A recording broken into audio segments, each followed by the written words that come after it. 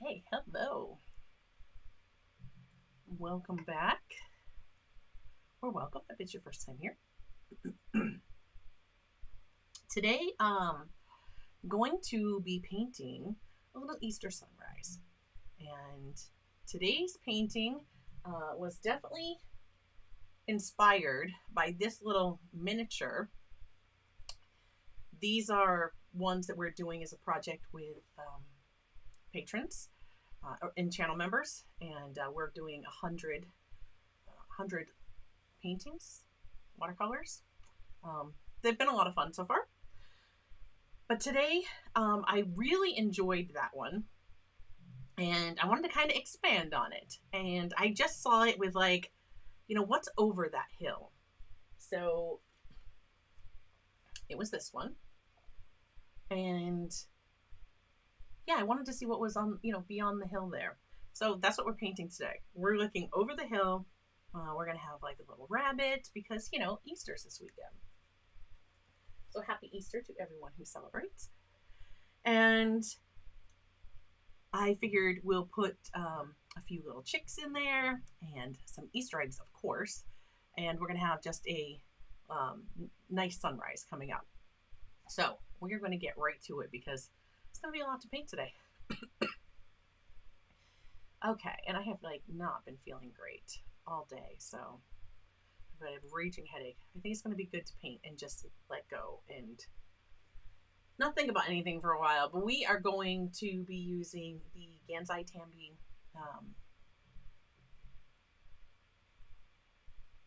Art Nouveau set. See, I'm sorry guys, I am not all 100% today. But we're gonna be using the Art Nouveau set, and thank you to Rob. Rob had sent these to me a while back. I really enjoyed them, and I've been wanting to paint with them ever since, and I just haven't had the chance to because we've been doing so much other stuff and trying out so many different paints. But I will share, I dropped it in the description below. Let me bring you to the desk.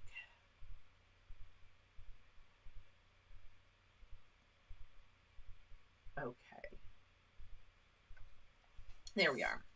So these are the swatches that I did with the Art Nouveau set. These are the colors. And it just felt like Easter. It felt like an Easter palette to me. Like we have some really pastels when we dilute some of these colors. And yeah, I'm hoping that we can paint a nice little landscape with these today.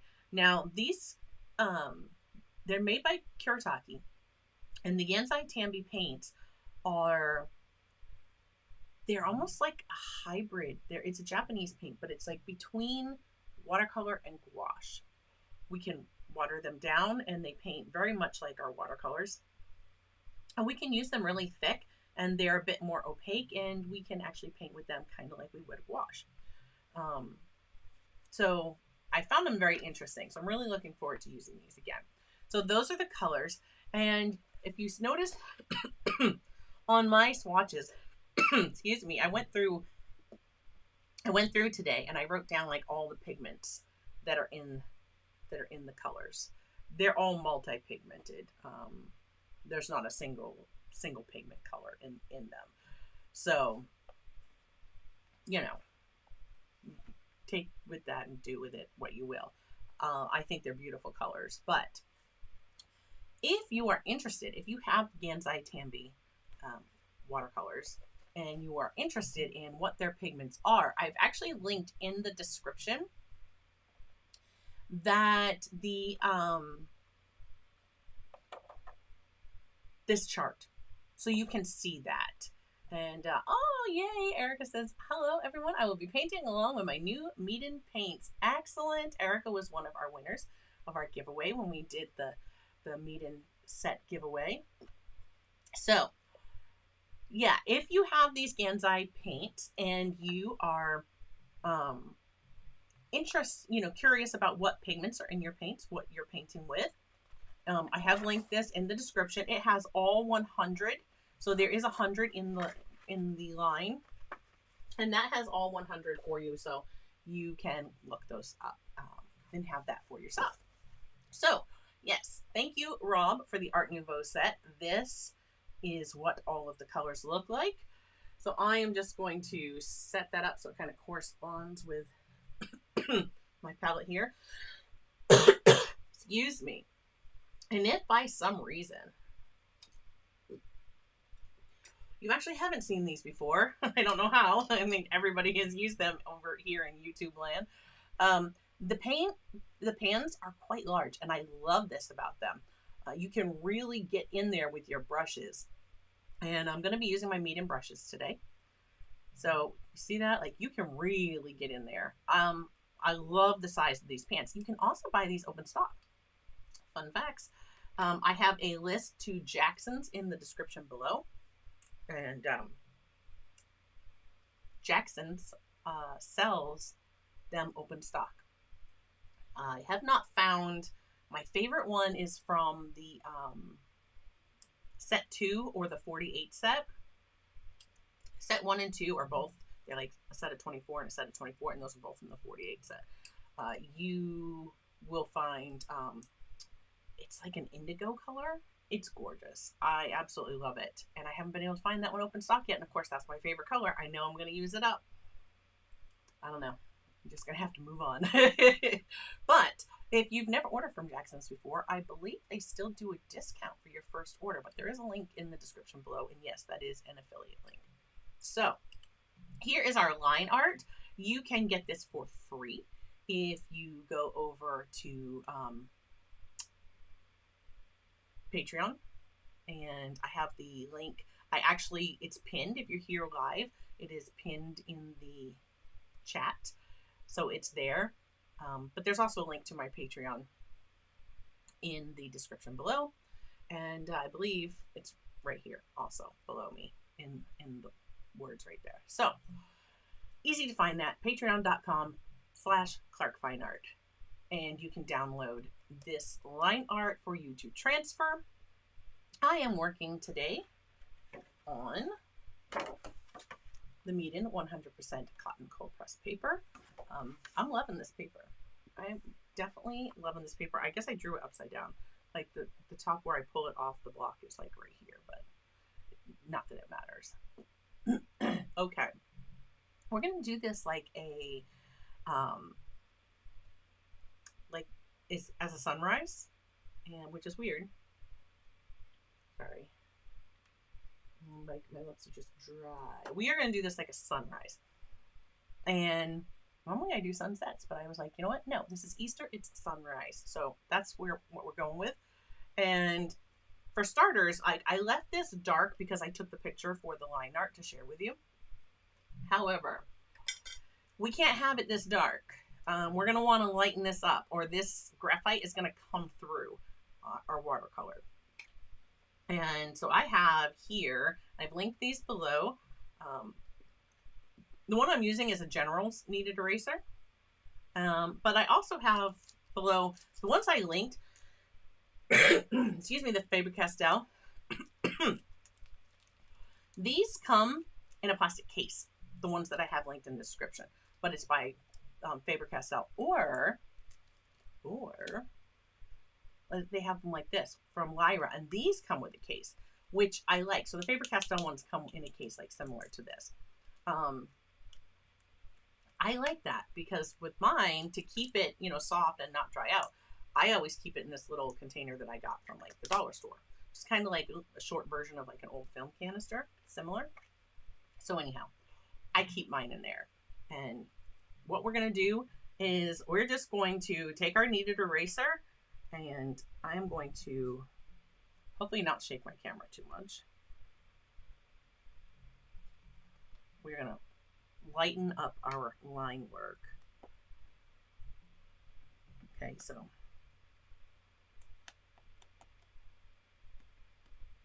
now on our tree, we paint our tree today. If you were on, like I said, this was inspired from the Adventures in Watercolor Land painting series that I've been doing with patrons, and this was the one. I absolutely loved this little painting. So if you are a patron in the creator tier or above, you have access to these. And yeah, we're doing Adventures in Watercolor Land, and this is number 4 of 100. So it is not too hard to catch up with us right now. I'm definitely putting out at least one a week, and I'm trying to put out multiple of those a week for you to enjoy, because they don't take long, and they're fun. We're using the B watercolor paper for that project, and it was really affordable. So it was like one piece of the 9x12 paper. We cut it into 6 pieces, and that is the size that I just showed you. That gives you this size. Or, you know, if you had the median, you could cut it into 4 and do that if that's what you had and you wanted to paint on cotton paper, versus the Bee Inspired paper is a cellulose paper, but it is my favorite for working with cellulose because it's got a beautiful texture.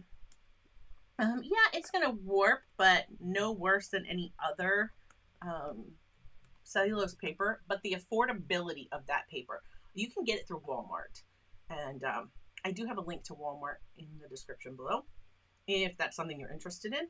But I had just shared recently, in fact, if you go back through if you check my community post, I shared that the Bee Inspired watercolor paper, you could pick it up. It was a 2-pack.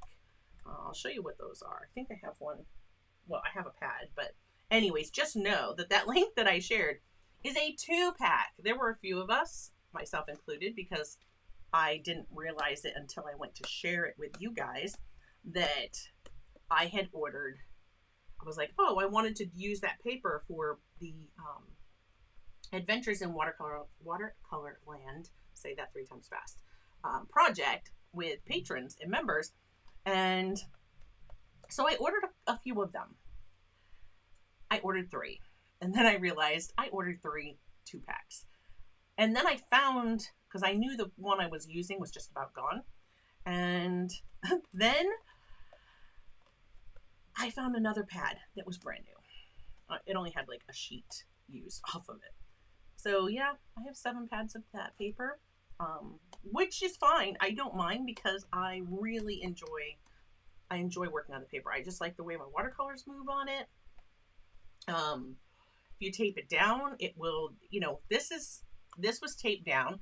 There's a little bit of warping here. I could straighten this out if I wanted to, but all in all, I mean, it's not bad. Like I said, I could straighten this out more if I wanted to and get that, you know, less warped. But I enjoy that paper. So if you're looking for something that's not Canson XL, I absolutely do not like that paper. I think I've made that known. I like other Canson products. I just don't like that one for watercolor. And it was actually, that was the first watercolor paper that I had ever used, which is how I bought some more of it. And then I tried other paper and I was like, oh, yeah, this is horrible because the other stuff was so much better. So this is that Bee Inspired watercolor paper, if you are interested. And again, I do have a link to Walmart below. You would just search Bee Inspired watercolor paper, or you can check my community post. It's there with a direct link. Okay, so I have lightened up all of my, and I still even, like, especially like this bird, I want to paint him yellow. And I know I didn't worry about it as much because I know these are more opaque, you know, or I could make them more opaque, but I don't know. All right. I'm like, I better not be getting sick. I told Blue, I was like, I better not be getting sick again. I just got over being sick. All right, let's talk about what else I have today. I have my Tombow Funosuke pens. These come in a pack. I have them linked below. You get both. They're brush pens, but they're not like They're not like a brush pen, like a watercolor brush pen, like you see the nib. Now, they're two colors. This one looks almost black, but it's actually like a really dark green. So the blue one is the hard tip, and then the green one is the soft tip. It's more flexible, and it just depends on what I'm doing as far as which one I like, or which one I reach for. But then I also have the Pigma Micron 005, and that's because I think if I want any line work on this afterwards, I'm gonna want really fine lines, and you can like line out like stuff with the rabbit or maybe the little chicks or something like that. If I have some pencil lines that show through and I don't like them, I might just add some line work. So I have that, and that's listed below. If for whatever reason I can't maintain the whiteness that I want to in my sun, I have my Dr. Page Martin's Bleed Proof White. So that's on here. I am painting with my medium brushes. I have the largest round. This is just one of the smaller rounds for when I do like the fine like grass, pulling up some of that grass. And then of course my larger one to wet it. Oh, okay. Yeah, I see. And it really depends on the person. Like I said, I'm not a fan of Canson XL, but other people might love it. And that's fine. Just the way that I like to work, I do not appreciate that paper. I don't appreciate anything about it. And that's okay. I don't mind the B paper, but you know what? I prefer the B cotton paper that you can get through Amazon. That I liked. I've made blocks out of that, so you get it and it's like wrapped in plastic, and they're loose sheets, and they're like 6x9, and I've turned that into a block. In fact, I have a video showing how I made a block here on my channel. So yeah, definitely cotton. I mean, I'm using the Meeden 100% cotton, and that is certainly my first choice. But when I'm doing little projects, like the projects that we're doing for the Adventures in Watercolor Land, the 100 little paintings, I felt it was fine. There was something floating in my water, and I'm just like, no. Even though this is my dirty water, it's probably just pigment that's come out of my paint pot, and I missed it when I was cleaning it. But anyway, okay, I've got my Meeden porcelain mixing tray. It's very wet here too. I see you guys. Excuse me. See you guys talking about the weather. We've lost like 2 feet of snow with the rain and stuff since yesterday. It's crazy. Somebody in the lower areas are going to be flooding, but we live up in high ground. All right. And then tomorrow we could get more snow. So that's Maine for you. Let's go ahead and get started with this. So the way that we're going to do this is we're going to start with our sky. And once we do our sky, we're going to dry that. And then we're going to paint in our hills here in the background. And then we can put in like our, the trunk of our tree. And we can work into some of the grass that's here, because our trunk of our tree is going to need to dry before we do the tree top. And we're going to do a neat little technique for that. And, you know, I had to have a tree in there, so it can't disappoint. I think sounds like I'm getting a reputation for trees. I have to do it. Okay. So I'm going to want to avoid like my little chick here when I do my sky. Now you could mask him for sure. You could just use some masking fluid. In fact, I might do that. And if you don't have masking fluid, don't worry about it. Just kind of avoid him. Because we're going to want that area. We're going to want to paint him yellow. So I'm just going to grab this. I don't have my masking fluid list linked because I wasn't planning on grabbing this. But this is my PBO drawing gum. I don't recommend buying one this big unless you like to experiment with masking fluid. They have the smaller ones. If you've never tried it before, I would start there. I like the bigger one because there are certain techniques that I like to do. And I put the glass beads in mine. If you heard the noise when I was just kind of moving that around, it's about ready to have another glass bead put in, and that'll bring this back up to the surface. Because sometimes I'll take like scrunched up tissue, and I've shared that before, and dab it on my masking to dab it in. That's one of the ways, like if I wanted to do my trees, that is one of the ways I could do my tree foliage. I could just dab in and like dab around and let that dry. And it's going to mask out the crown of my tree. I'm not doing that today. I'm just going to show you guys a different technique, but I certainly could do that another time. All right, I got to find this little bird. So I definitely put on some glasses. So this is just like a silicone nail tool, and I like them for applying masking because I can really get pretty precise. Usually this is the one that I use, and it's just rounded like that. And this is, like I said, it's silicone. It's very flexible. So you see, like, it's very flexible. Yeah, I'll use, George says he still has a Canson XL pad that he uses for notes and color tests.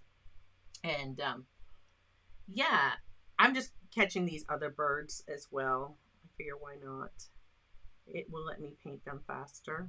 So if, like you said, if you have masking, that's fine. If you don't, you're just going to want to avoid them and not put water where they are.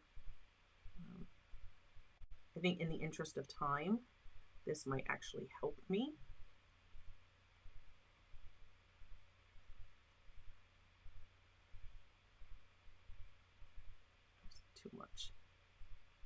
Too much masking on that. But yeah, I don't mind using masking at all. I find that this PBO works really well on the mead and cotton paper. Yay! We'll celebrate Rob, who has been a channel member for 6 months. Thank you so much, Rob.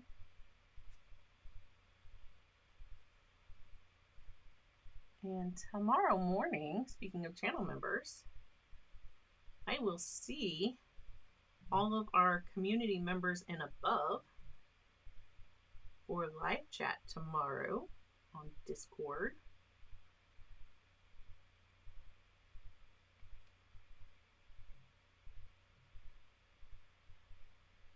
And I did post, I said last week that I would, I'm going to mask a few of these flowers too. Just, I've got it out. I figure why not?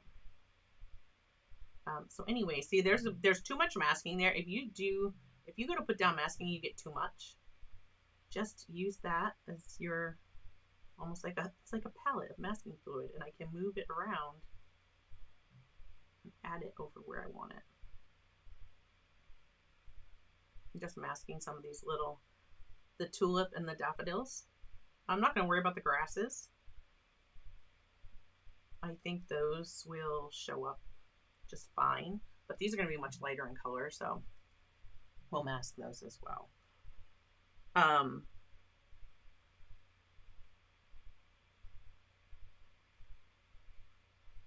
Live chat tomorrow, Discord. And that is for all of our community members and above. That's every Friday. We get on Discord and chat about, whatever, art, what's going on.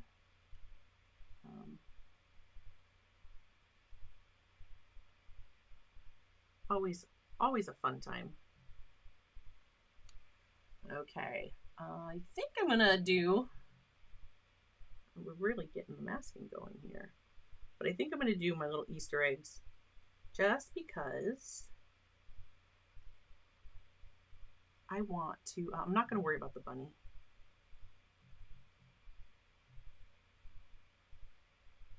But I want to paint these like Easter colors.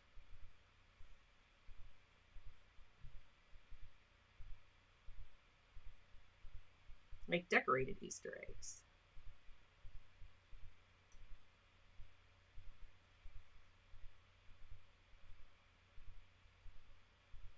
So again, you don't have to worry if you don't have masking.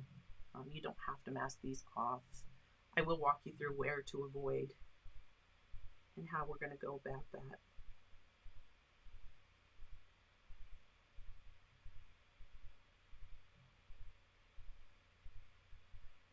There we go. I think that'll do it. I'm not worried about masking my son because of the way that I'm going to paint it. So I'm just leaving that be. And so now what I would normally do is I would drop another bead in here, a glass bead. I don't have one handy, so I'm not going to mess with that right now. But yeah, I just dump them in. They're like little glass beads that you can get at the dollar store. Usually in the area where, like, if you want to put together like flower arrangements or artificial things like that, they're in that section. Or marbles. You could use a marble as well. Hi, Dylan. Okay. So, put my silicone tool up. And this needs to dry a little bit. Just for a moment. I think I'm actually going to just use we're going to do a test. Why not? I'm going to put my heat tool on low. I've seen other people who have had no issues using their heat tool on low to help dry their masking. And we're going to test it out. Everybody I've talked to has said they have not had a problem. We're going to see.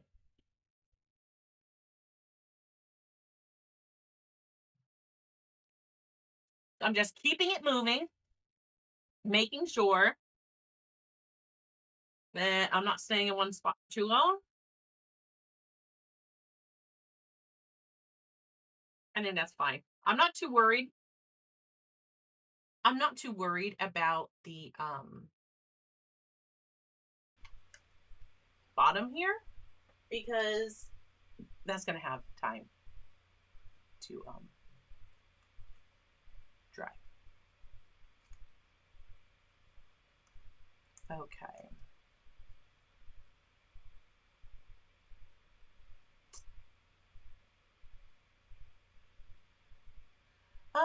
Yeah, great question, George.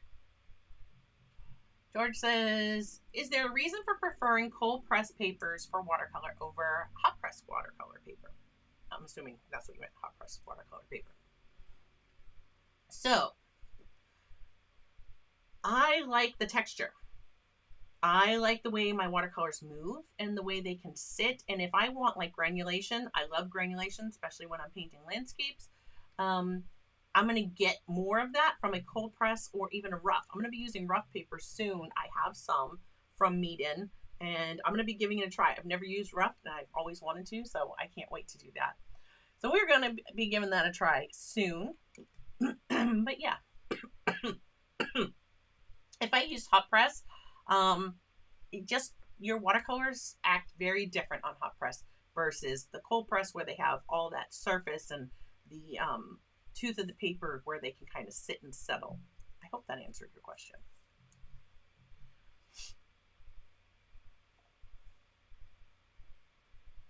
Dylan says her heat tool's still in the package. Oh my gosh. Yeah, Rob's saying he has Arch, but and uses it for more finished pieces, but for practice he prefers the Meeden. You can't go wrong practicing with this paper because cost wise it's, yeah. Oh, thanks, Rob. So Rob has just gifted 10 memberships for those of you who are watching and are receiving a gifted membership. Congratulations. We have W.A. Castle, D-Lynn Creative Arts, and yep, Tutu's Hallie, it's Hallie, isn't it? Was gifted a membership. Jessica, James, Dead Shark Chaos was gifted a membership. And oh, we have Joseph Fincham was gifted a membership. NJ was gifted a membership. Suzanne Stack, Suzanne Stack, Melody, all gifted a membership from Rob. Thank you so much, Rob. And Cat's Art Pick says, I prefer cold press too, as I like the texture. And yeah, it's the texture. And it's just perfect, in my opinion. Okay, so I need to lighten up. I know that I am going to need to lighten this up a little bit more. Where my sun is, so I'm just going to grab my eraser here. I love these erasers. I've shared these before. It's like a pen style eraser. All right, there we go. It's still there, but it's lighter. It's not necessarily as light as I would like it to be, but it is what it is. Okay. All right. So to start with, let's get this paper wet. And for those of you who were just gifted a Superfan membership, if you have Discord and Discord is connected to, or I should say your YouTube channel is connected to your Discord or your YouTube screen name, that Google account, you will now have access to our Discord server. And I hope that you will pop in and check it out. I'm just wetting right over where the sun is. I'm wetting in this space here. So see, this is where you would want to avoid your bird. So I just painted right over it because mine's masked. But you would want to avoid your bird. We have sky that's in there. And I'm actually going to paint right through where my leaves are going to go on my tree, because we're going to do a technique that is going to leave some space, and we're going to want to see our sky through that tree. Okay, so my trunk I'm not worried about right here. I didn't wet that, but I have wet like where my tree is and this up here. All right, I'm going to start at the bottom. Now that that's wet, I'm switching to my largest round on my medium brush. Oh my goodness. Yeah, you were hearing Tuka. Okay, I was like, I think I don't have my door shut like completely. So yeah, it's 2 U's, 2 K's, and an A. Tuka, Tuukka.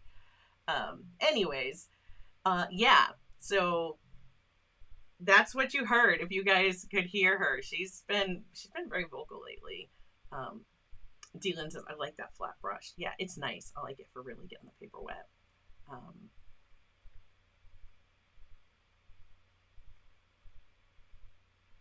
Yeah, it is in the medium brush pack. Yep.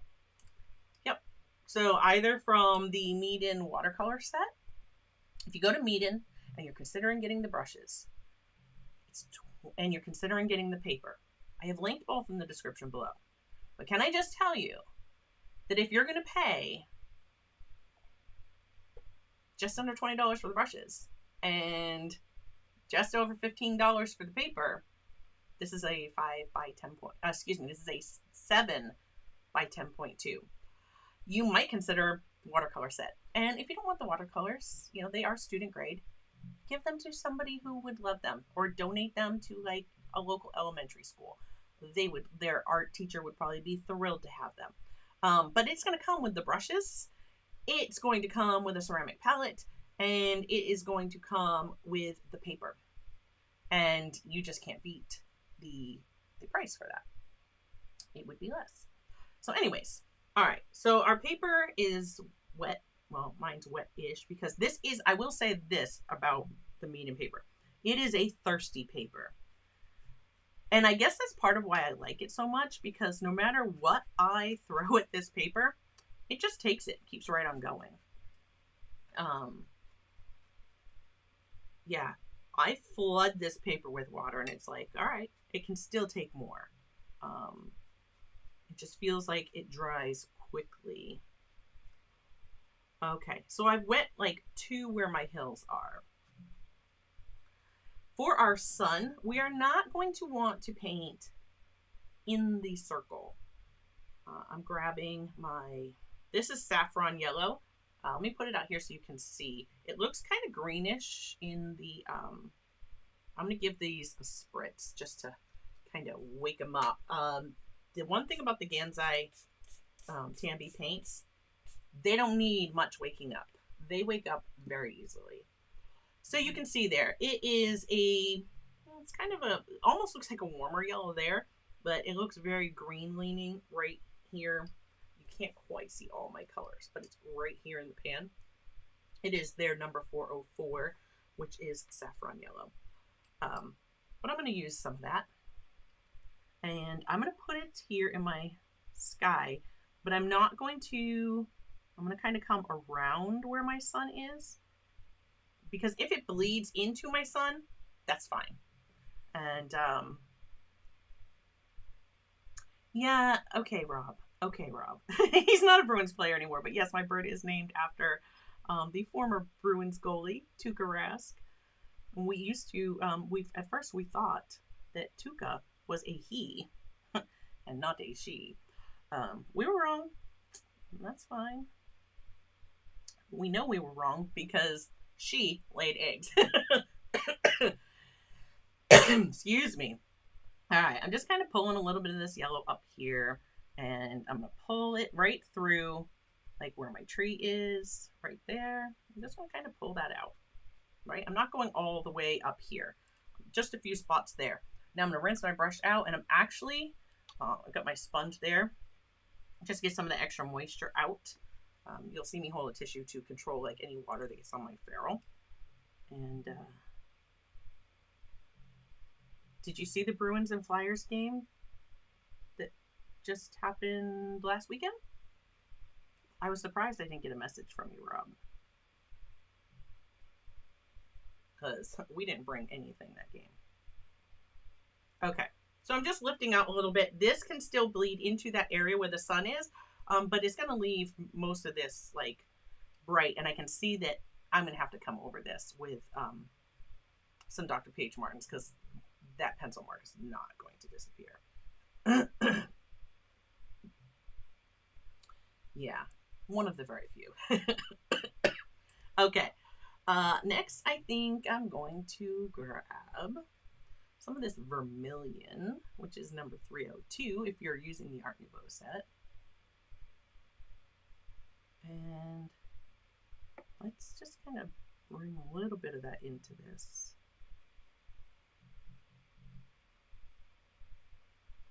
And to this side.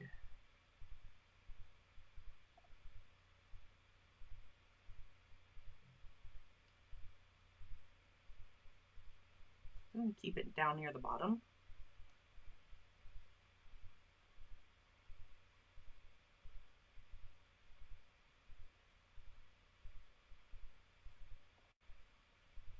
Okay, I want to now get this into pink.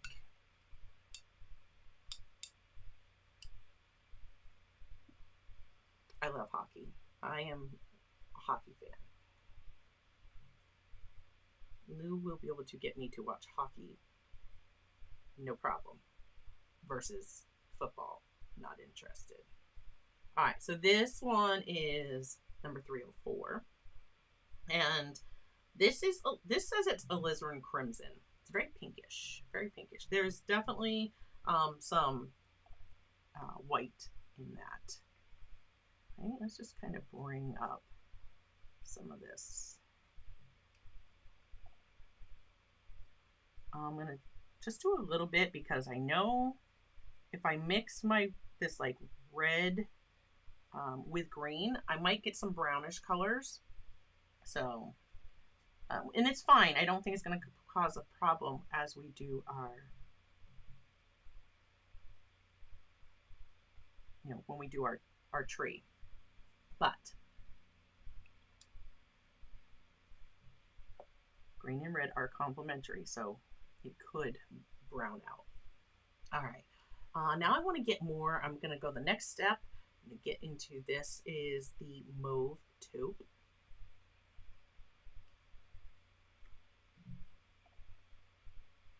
Ooh, maybe we'll drop some of that in with that pink.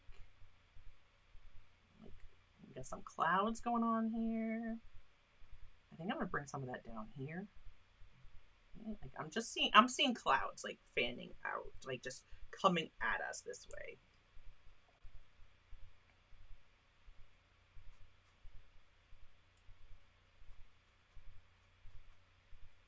Okay, and oh, I almost just rinsed all of that right in my clean water.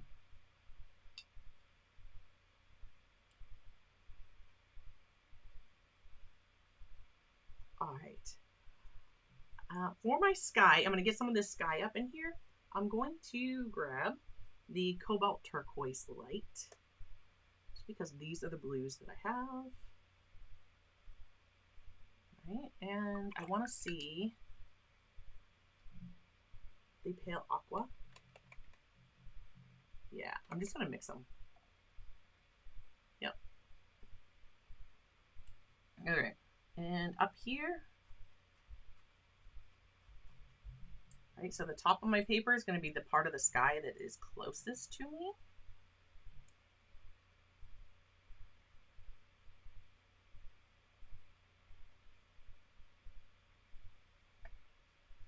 And my paper is already drying. Just coming back with that flat brush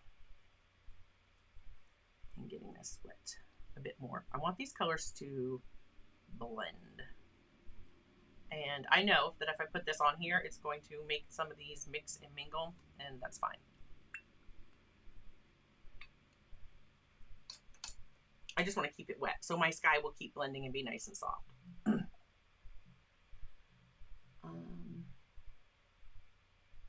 All right, the grayish blue, let's bring a little bit of that in with some of this cobalt turquoise.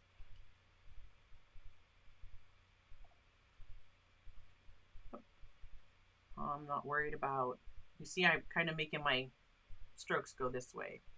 I want it to feel like these clouds are coming at us. So it's going to help draw us into our painting today. I'm going to put some of this blue through here. All right, so now these are definitely looking more like clouds.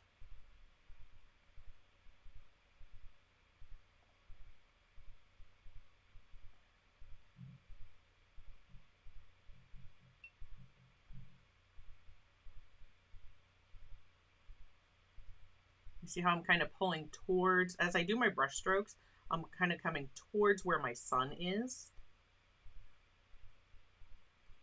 Not bringing my blue too close to that yellow, because then I'm going to get green, which could disappear because, you know, we have our leaves are going to be there. So it's not going to be too much.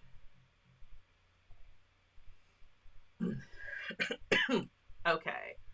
I'm going to grab this old mauve, right, which if you see here, it's like a purpley color. And I'm going to try to, remember we had that vermilion? Let's kind of mix some of that and desaturate that. I want it darker. I actually want it darker than that. I don't really have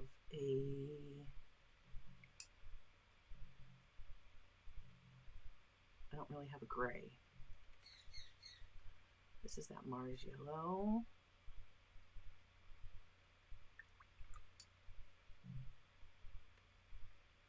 No, that's just definitely going green.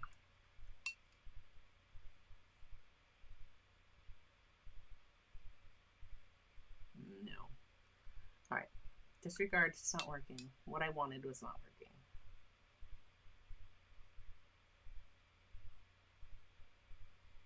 It's fine. I can drop some of this in as like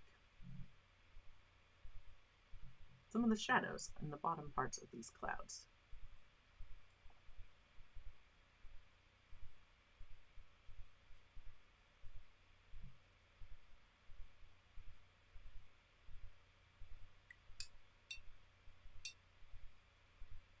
I am working with the Art Nouveau set, the Gansai Tambi paints by Kuretake. And I mixed my purple right over where that yellow was. I'm gonna just lifting some of that out. All right, just a clean, damp brush. And we're gonna lift it. He's lifted wonderfully. And there we go. Kind of pull that back a little bit. All right.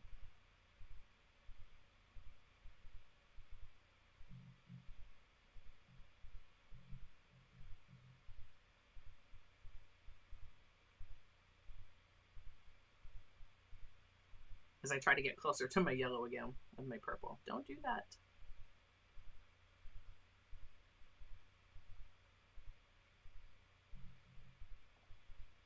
If you paint along with this one, I would love if you would share it and tag me.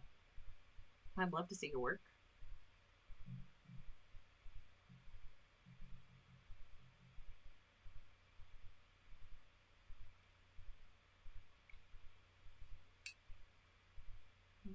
Let's see. Oh, see, and I caused a bloom. Now these, unlike my meeting colors, once my meeting colors dry,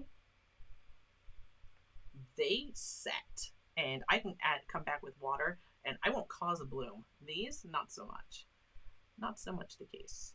I'm just mixing a little bit of this vermilion in with this yellow, so I can bring a little bit more color in here. Not worried about if I come over my tree. Lighten that up a little bit.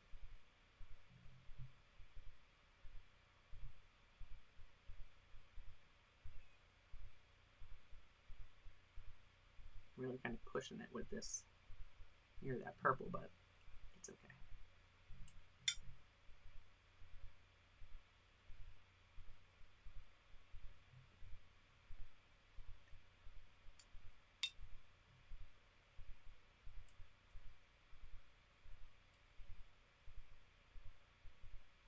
Put some more of that pink in there.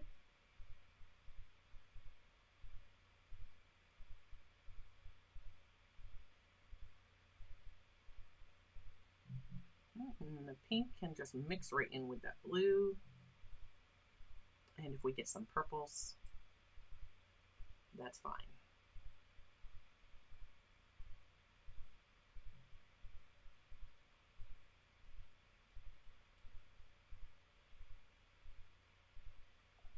Bring a little bit of that right into it there, the tree.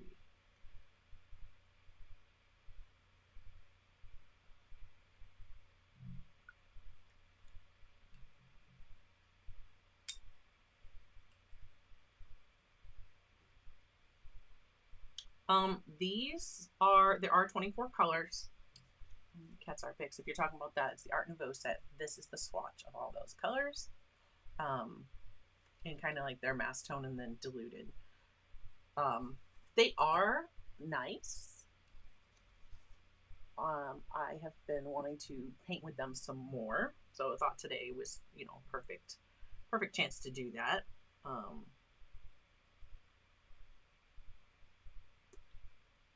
Going with Daniel Smith. I might be a little biased. I love Daniel Smith paints. I think it's a great choice. Okay. I'm going to kind of play with that, with the yellow a bit more as we go. But let's drop a little bit more of this in here.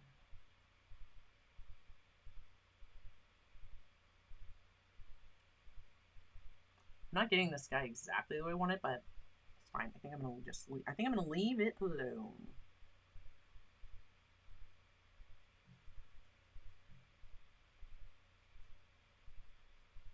Yeah, I like that. You can soften some of your clouds up. This is easy to get carried away with, so I warn you. It's very easy to get carried away. I'm just looking some of that out from where I know my tree is going to be. Yeah, blue.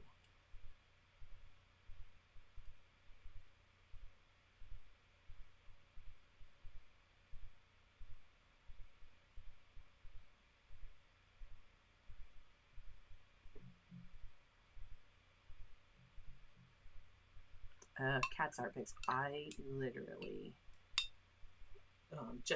I had just done a Blick order, and I have some new Daniel Smith colors. I was sharing it all on Discord the other day. Yeah, I have. I can't wait. New colors coming. I'm excited to expand my palette. All right, so this has like bled down into my. It's because I got the hill wet.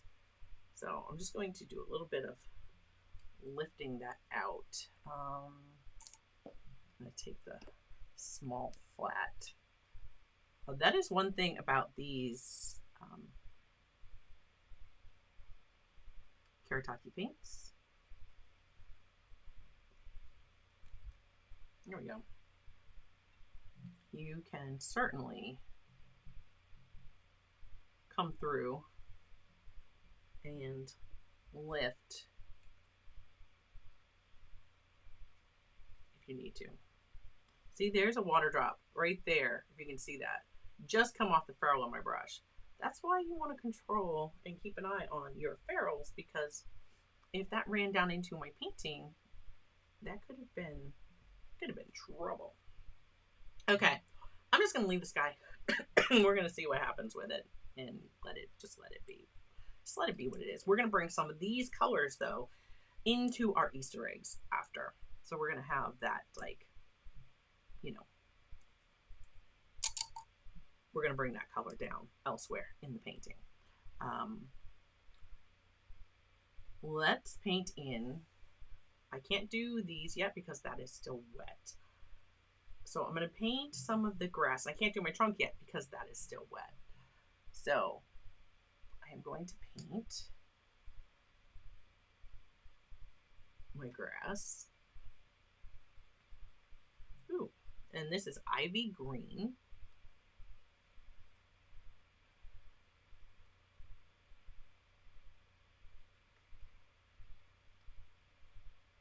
And I want to add, this is pea green from this set. I want it warmer. Bring some of this saffron. There we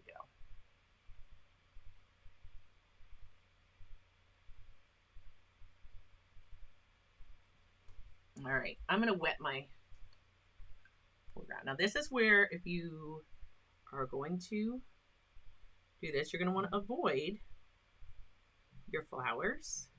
Right now I'm avoiding my rock. Right, and you're going to avoid your bunny. So if you need a smaller brush to kind of wet your paper around them,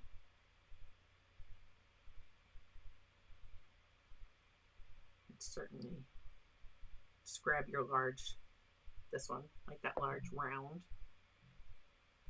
if you're using the medium brushes.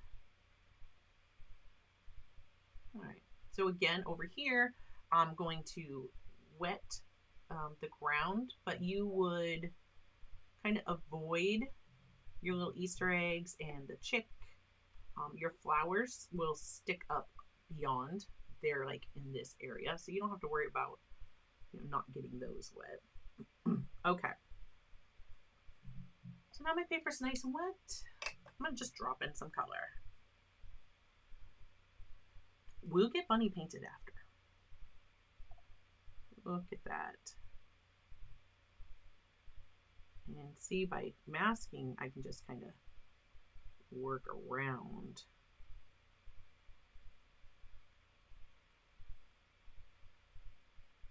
And I did that did get up into like where the roots of the tree are. And I'm not worried if my paint mix gives me like variation. In fact, this is green gray. I'm gonna bring in some of that green gray. Just kind of mix it up. My sun is here, so on this side of my tree, it is certainly going to be darker. I'll drop some of that in over here. Right? My tree would be casting a shadow here. So I'm going to let this kind of darken up. There we go. Bring some of that through. Maybe over here. While I have it on my brush, that darker green. And again, you're just going to paint around your little bird, painting around where my rocks are.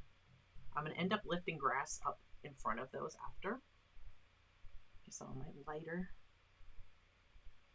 grass color, put that over here. And I just painted into my bunny's ear. Just lift that out. And there we go.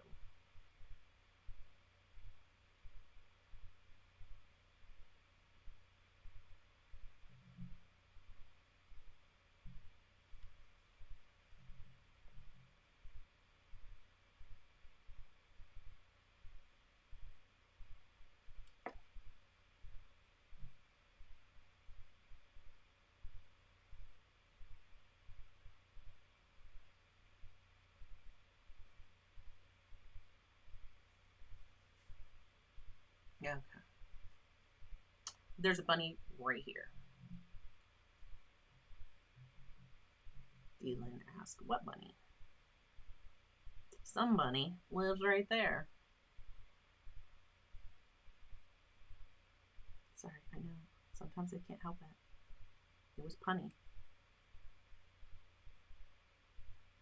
My rock got a little wonky. It's all right. I'm just going to drop some different values here and there.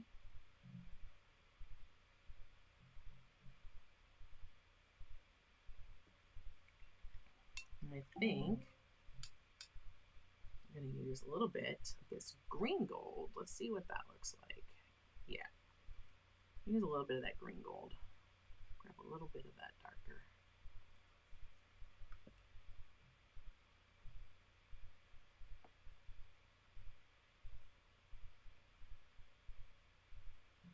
Bring some warmth into our foreground.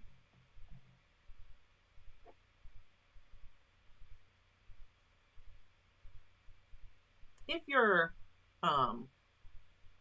just using, if you're using other watercolors, you know, this is just adding some yellow into my green. I know.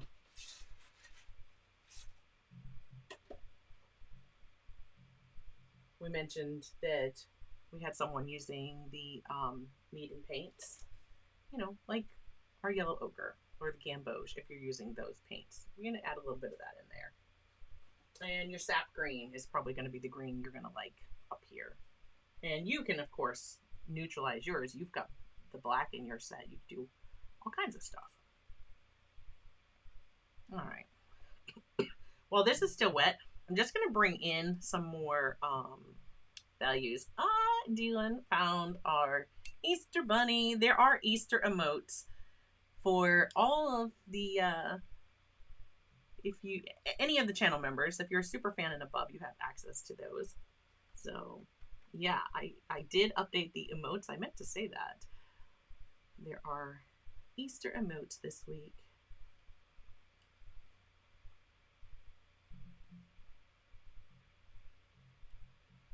I kind of like that for, let's put some of this by our rocks here.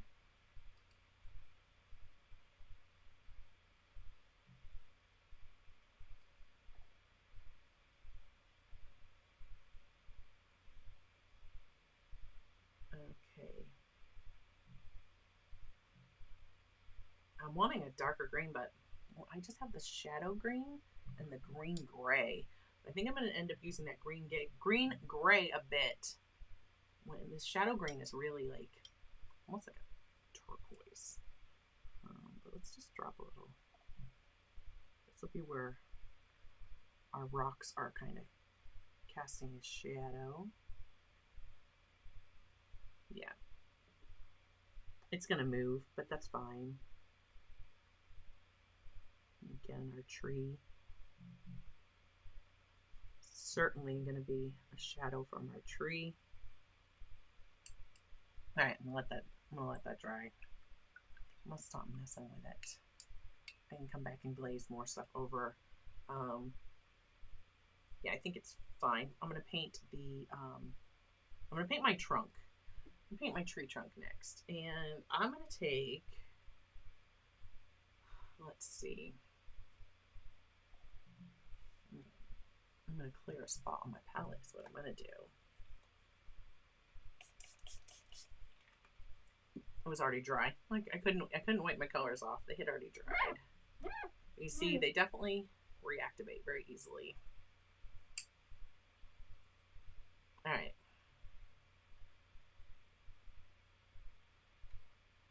Grabbing some Venetian red, right, which is really like a looks kind of like a burnt sienna, or not quite burnt umber, but in that ballpark. And let's see, yellow brown.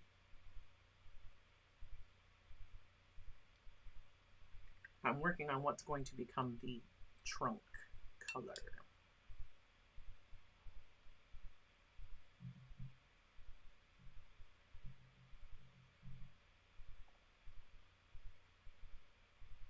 I'm just kind of adding my shadow green into that,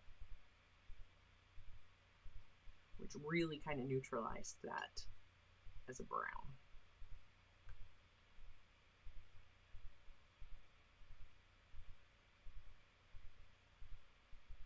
Yeah, I would have liked to have had a darker color for sure. Okay, I'm going to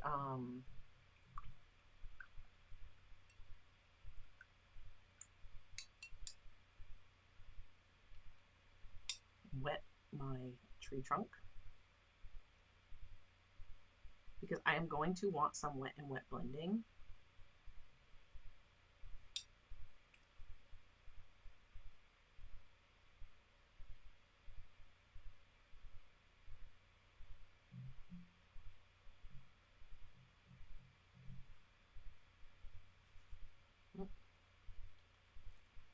I wet outside it. I was just drying that part off. And you can see already, like, the green color is trying to run up the tree. It's fine. We're not gonna let that bother us. Okay. And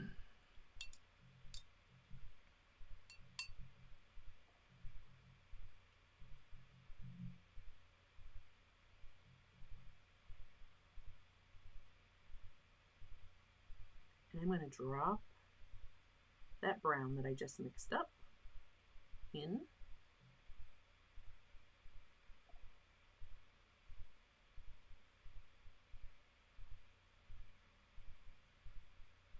And normally when I do tree trunks, I tend to add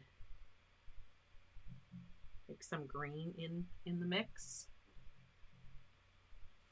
like this one. There was definitely green in that mix, the same green that I used in the leaves of the tree. See this green gray. Yeah. All right. So at the top, where my tree is going to meet the canopy, right where the tree meets the trunk meets the crown, it is definitely going to be darker in these places.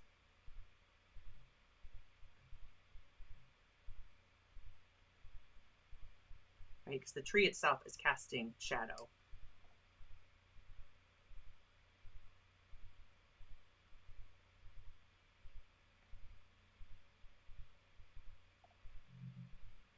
So I'm going to come back again with this color and I'm going to put it at the top. But right now I'm just kind of pulling, you see, pulling down in lines, and already it's starting to look like bark. So I didn't take that darker color, and all I did was add the green gray into that mix. So just adding a nice deep green into it. I do want to, and you see here, like, you get blooms for sure with these Kuretake paints. So if you come back with too much water, it absolutely is going to cause a bloom, but I don't mind because this is our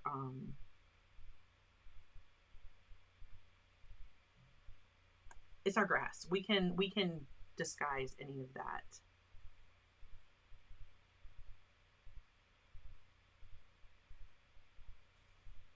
Anything I need a little lighter, I can just dab with my tissue I have in my hand here.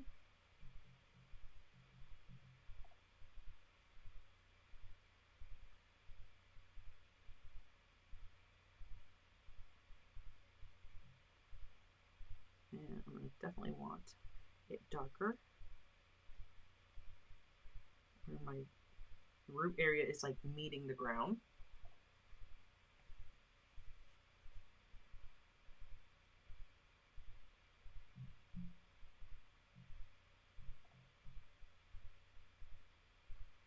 Do you mean for comments? I just read that, like, I wish YouTube had a like button, and I'm assuming you mean for comments? Because, you know, if you're enjoying hanging out during live streams, hit that like button.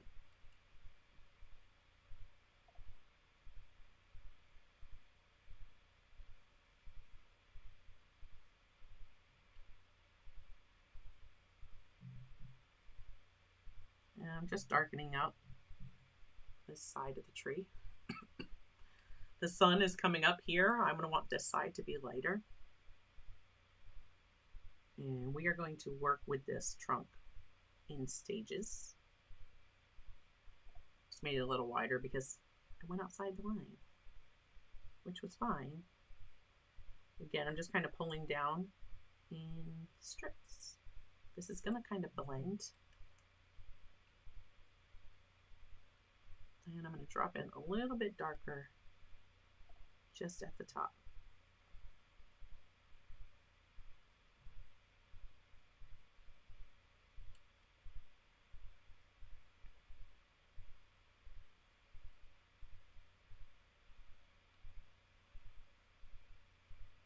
Which will absolutely make more sense once we have leaves there. Okay, I need to get this dry. And you see, with the water from the trunk, it really pushed and caused like a bloom down here. And I'm getting a larger deposit of that green. But again, I don't mind because I'm going to pull grass up there and it's going to look fine. All right. We're going to dry this a bit. That is if my mouse will work. There we go. It just disappeared.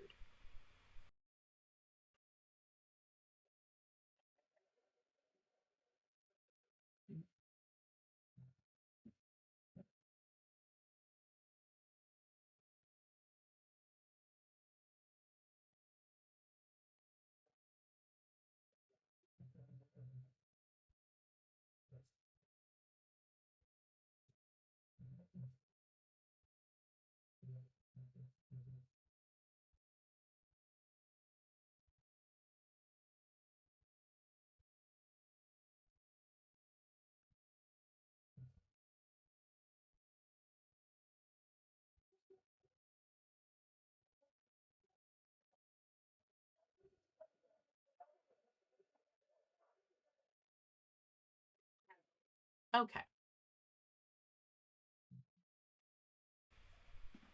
I'm like checking in the chat here as I was trying to dry that.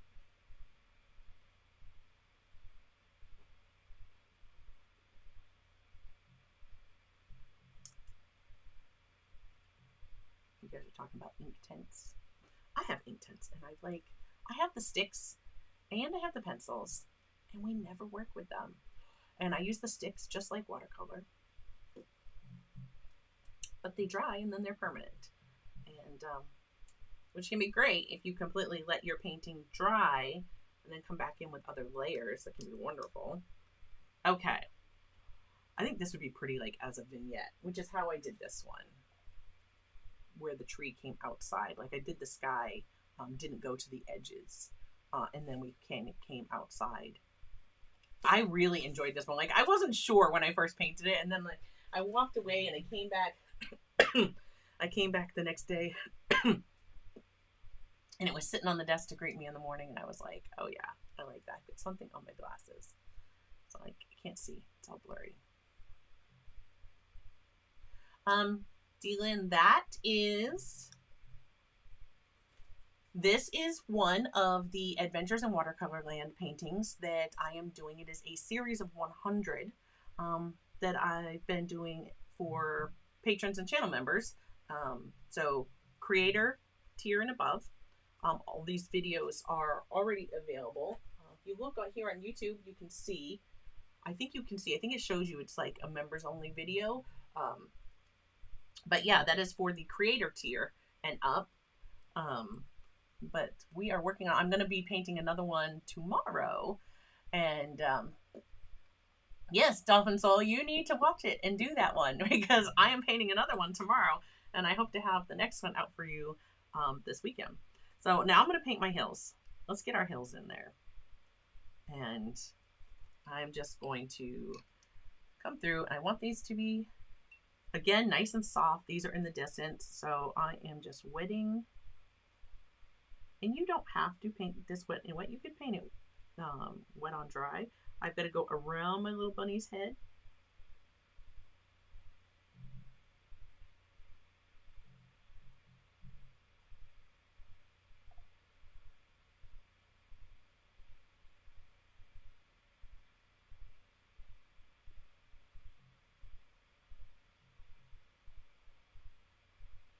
Oh, Dolphin Soul, calling you guys out. And the other members. We're looking for some more posting. They don't take long to do. They're just quick little paintings. I think they're fun. And each one builds on a different watercolor skill. So if watercolor is something that you are interested in and wanting to learn more about, this is going to be a great series. It's very beginner friendly for you to just dive right into. And yeah, that's something that interests you. You can check out, you can click join right below the video and it will take you to channel memberships and give you all that information. Or if you prefer,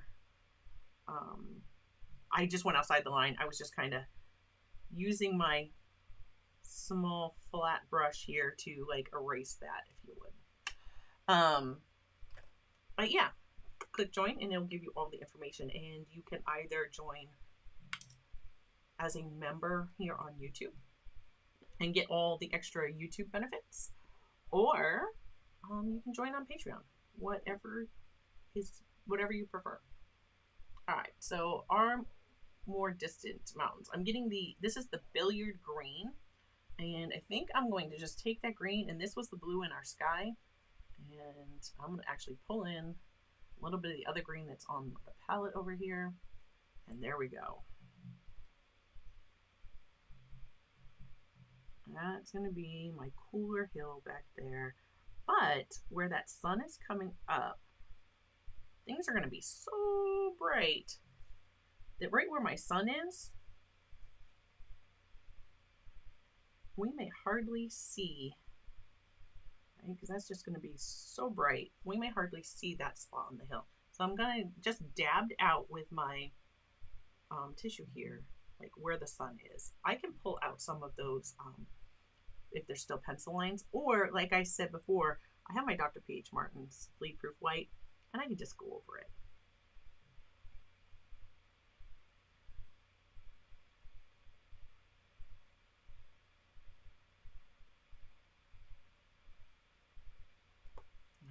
And now I can get this to be wet again.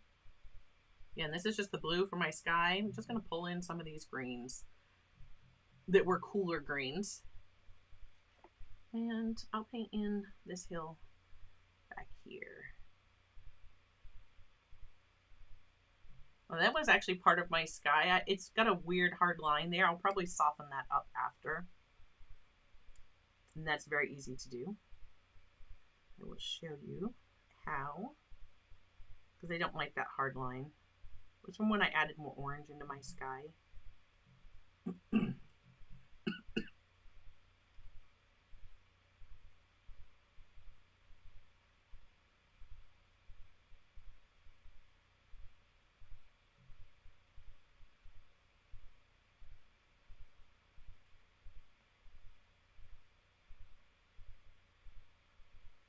If this like spreads up a little bit into that where I had the lighter one behind, not going to worry about it.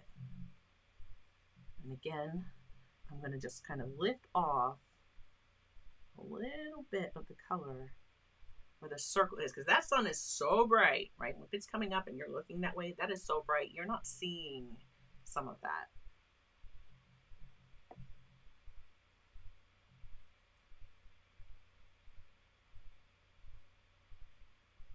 And this paper's so thirsty. That's already about dry. And I've about run out of my color on my palette.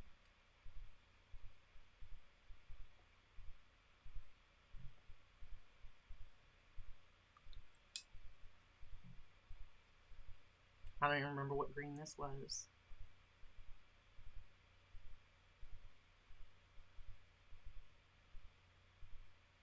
I'm just dropping in some color variation there because it looks very,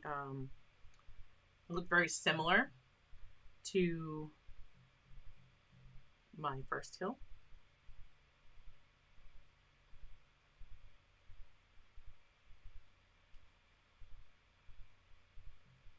Right, and this has a lot of water. It looks like it might push a bloom up there.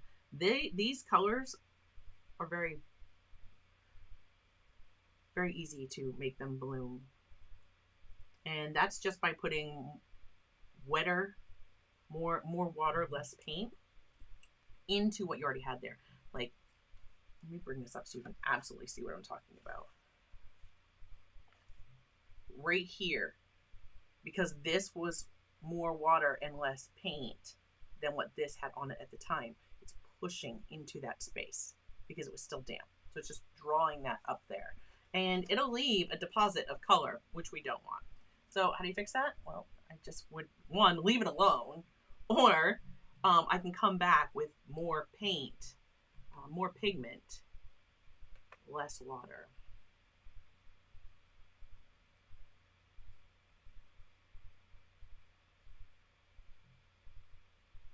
Yes, it's gonna be too much. Let's get the paint, not the, there we go. So this is a much thicker mixture. So I'm just going to come in here with this thicker paint because I want it to sit here.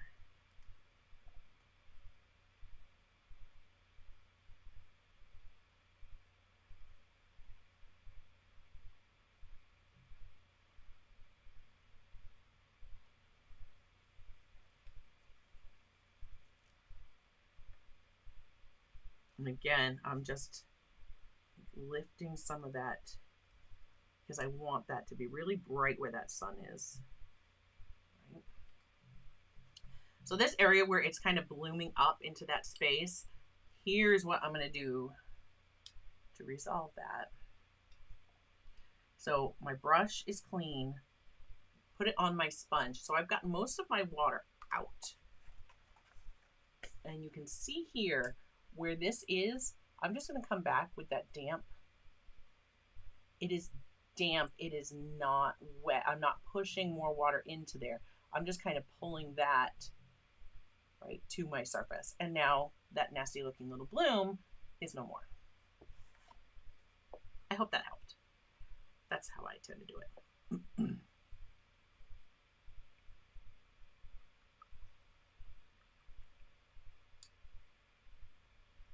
Yeah, the medium paints are definitely a student grade paint.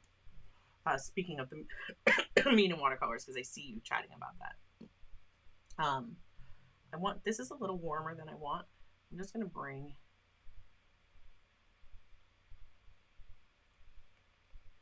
some more of this cobalt green into it. I'm just going to kind of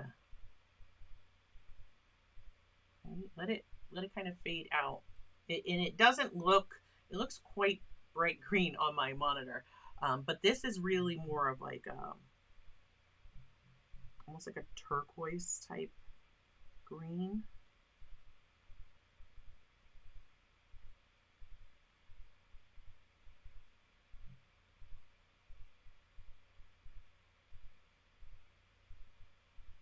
All right.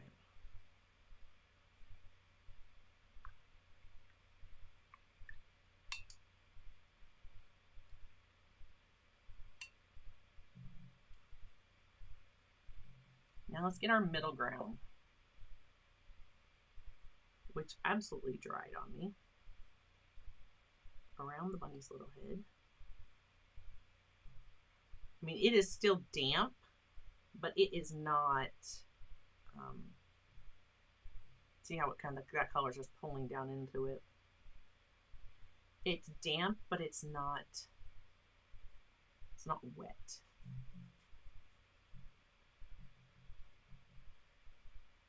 I want my color to move a little bit.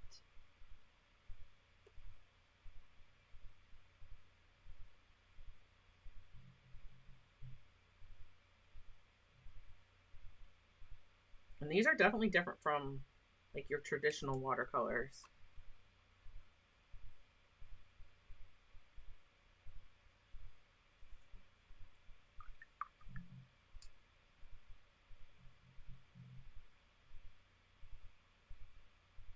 Let's see the ivy green.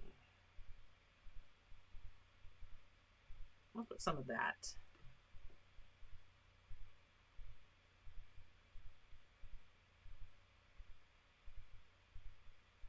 Again, if this bleeds up into my little hill there, I'm not going to worry about that.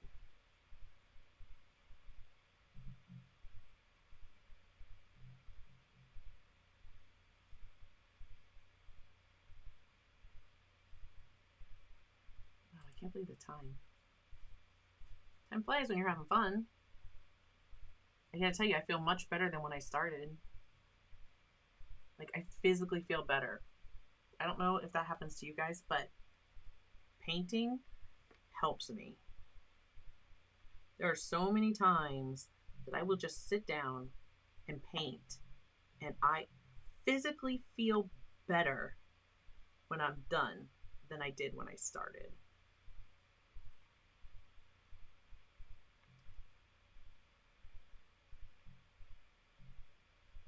Now, where these two meet, I'm going to be pulling up grass in my foreground. So like right here, I have like a little bit of a hard line. I'm not going to worry about that. Just where they overlap.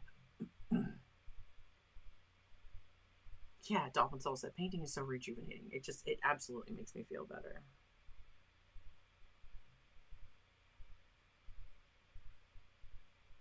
It's like everything. I'm painting around my bunny's head.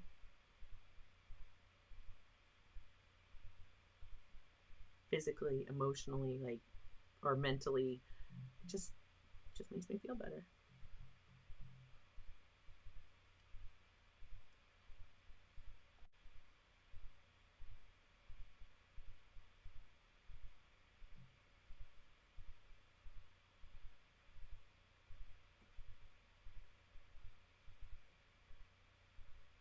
No, for sure. Like, it's been raining all day today. And I do not like the rain. I know we need the rain. But yeah, not really a fan. And this is definitely going to be more of like a whimsy painting.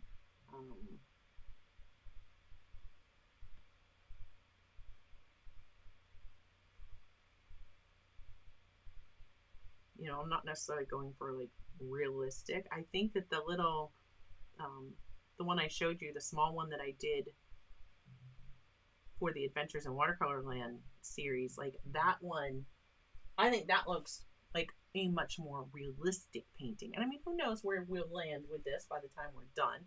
But see, the wetness is like, it is just pushing and pushing and pushing. And I'm fighting that because you'd want to dry each part in between. If that's happening to you, you literally want to stop. You want to dry each part in between. Again, I'm just taking a dry brush. It's not dry. It is damp. Most of the water has been pulled from it. And I'm just smoothing out.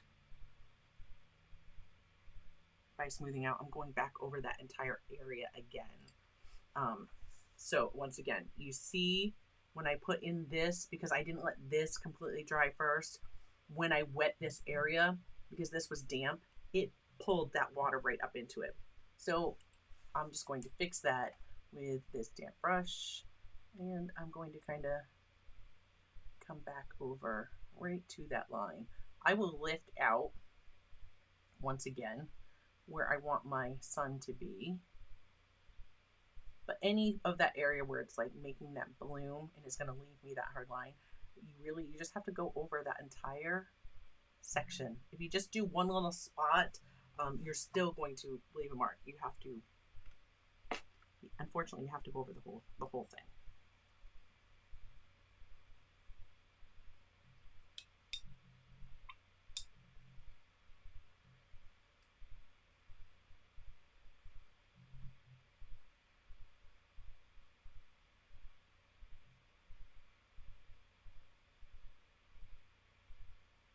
I'm just softening that color so that I can lift it back out for my sunshine.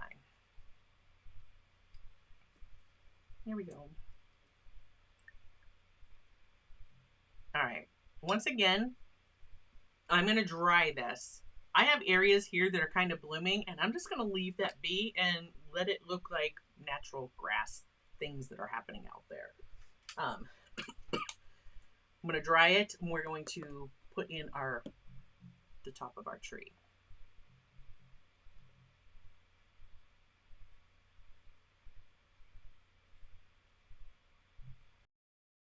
And you are welcome.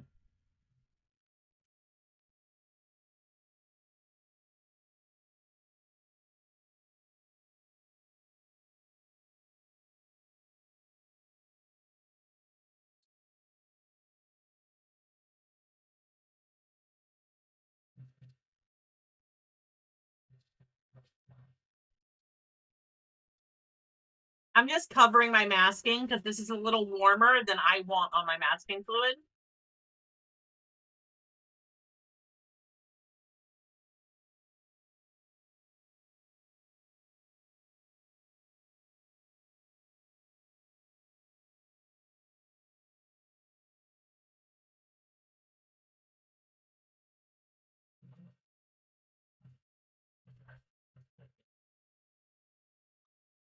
So where this is darker back here, that could be foliage growing back there, right? That could be trees in that area.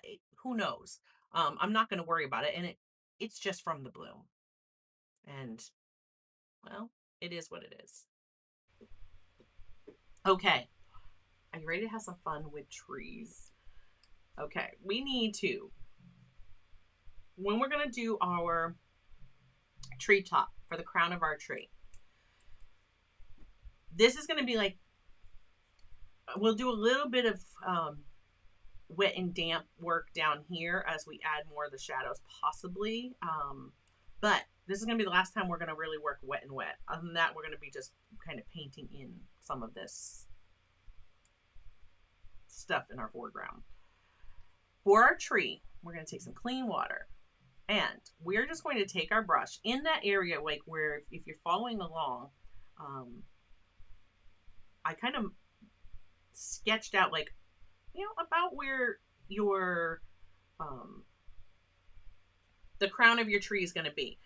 But we're not covering that whole area. We are dropping in this water and we're moving it around And we are intentionally, like, you're going to see me kind of turn my head because I want to make sure I skip some spaces. I want to skip some spaces because those spaces are just going to be like the natural little gaps that can happen in our trees. And that is where, okay, and that is where this happens, right? So we get all of these little gaps, bird holes. You know, the birds have to be able to fly in there somehow. But all these spaces, you can see some branches through. So that's what we're doing right now. And then we're going to take like a mid green. So in this palette, I'm going to go with my ivy green. Right? This is just like middle of the road green for this palette. And I am going to just drop some in. It's going to spread on its own. So if I hit a spot where, like, if I touch right there, see, it didn't move. It just, boom, because that was dry.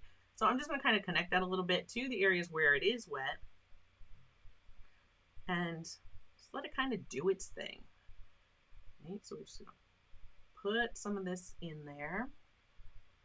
And this is just our mid value. Okay. So you see, I had my basic shape in the line art. I had the basic shape for the tree. But we don't want to just, like, you know, paint these little floofy, like everything's all filled in. Because that's not how trees actually are. And now see, I'm going behind there. Doesn't matter if a little bit of that green gets in front of it.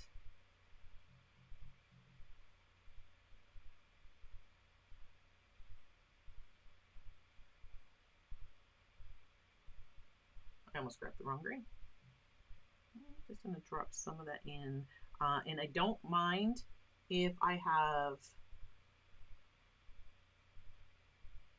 more concentration of the paint, like darker values here, because the underneath of our tree is going to be, you know, somewhat like it is going to be in shadow. Just meeting that trunk, dropping in some of this. It is easy to get carried away. You see, like, I'm specifically leaving spaces. Now, some of that is wet, so this color is going to travel. It will definitely travel there. And we're going to drop in some more concentrated paint here and there.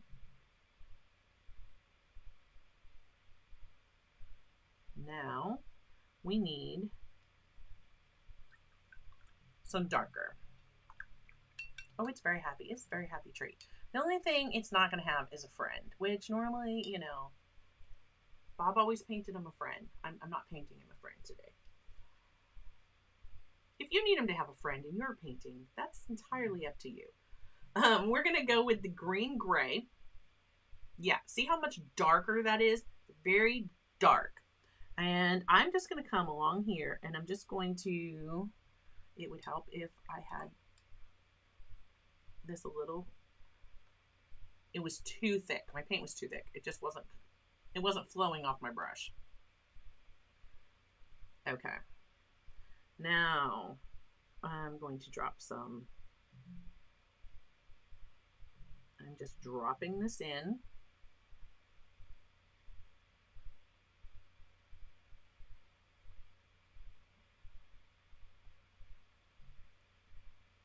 You see how I'm kind of working like little clusters.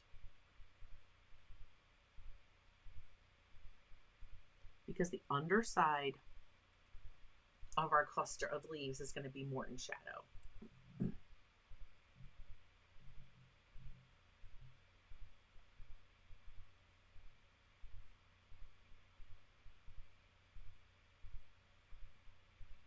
Up in here. Perhaps there's a section that sticks back behind that one. My paper's very wet, so these colors are going to mix. You see I still have some really big gaps here. We're gonna take care of some of that in a minute.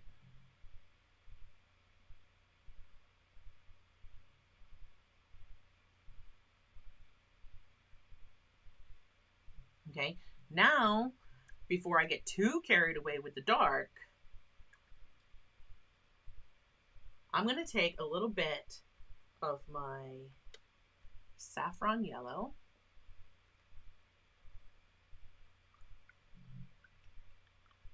and then some of this pea green. Yep, and I'm going to mix these together. And this is going to be my highlight. Right, I'm going to drop some of this in. And again, these colors are going to mingle. I need to leave, like, I'm trying to pay attention, like, not to fill all of my white space because it's so easy. So easy to just get carried away and do that.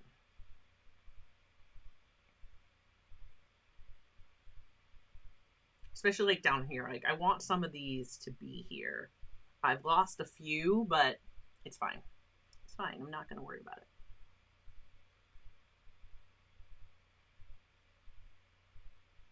And I think out here,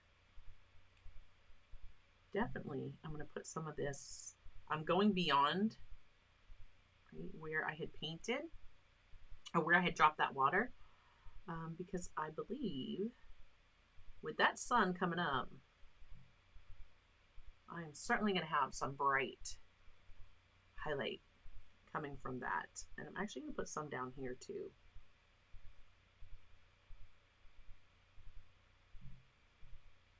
Look at that, just kind of, it's creeping up into that darker value. Then it's fine. Maybe some down here as well. Just kind of some that's hanging down on that back side of the tree that the sun is really hitting.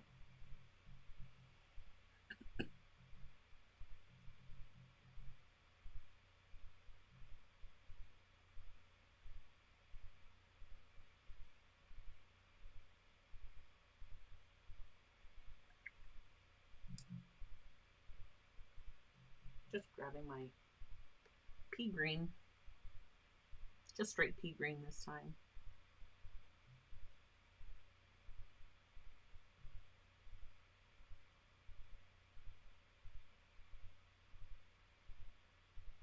Again, this can be so easy to get completely carried away with.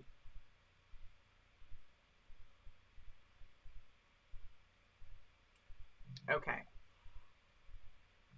I'm going to leave it alone.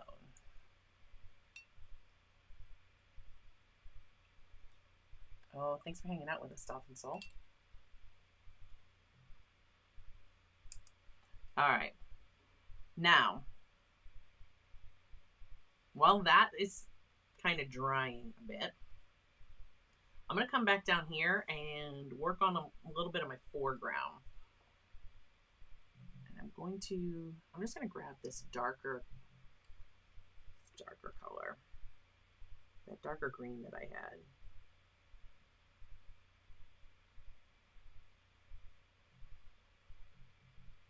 And I probably need, I do it all the time. I will be working with a brush and I'll just keep going, especially if that brush holds a good point. I'll just keep going, where sometimes it might be good to grab a smaller brush.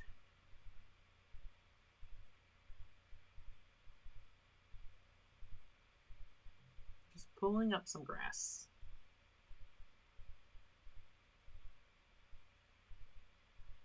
And I'm not going to like go through this entire thing, just like pull grass everywhere. I don't need to do that. That's where it pulled the grass. I'll blend some of that into the ground.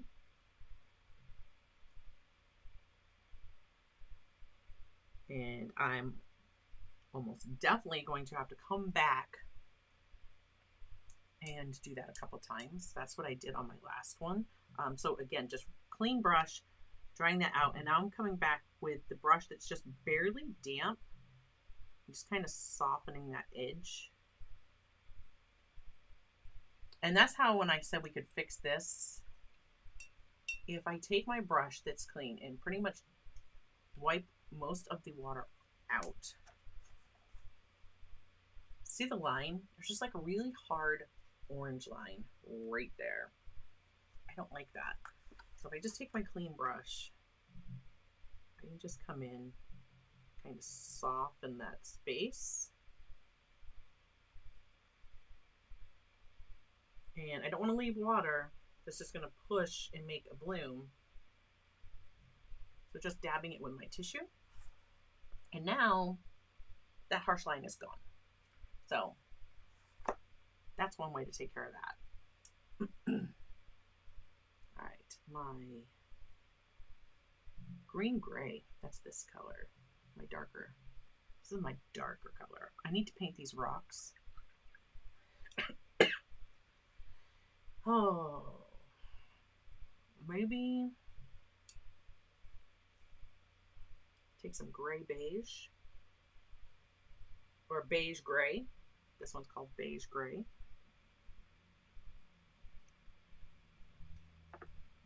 Just dipped in my water there. My paint was not flowing off my brush.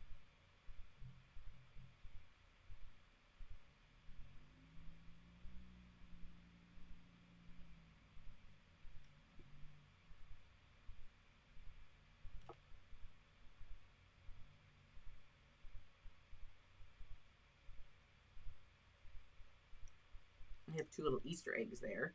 So if you didn't mask it off, you would just want to be careful to avoid your Easter eggs. And I'm going to drop some of this green gray into it. Oh my gosh.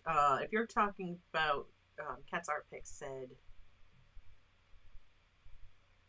are the black velvet brushes good for everyday watercolor painting? If you mean the silver black velvet brushes, they are wonderful for watercolor painting.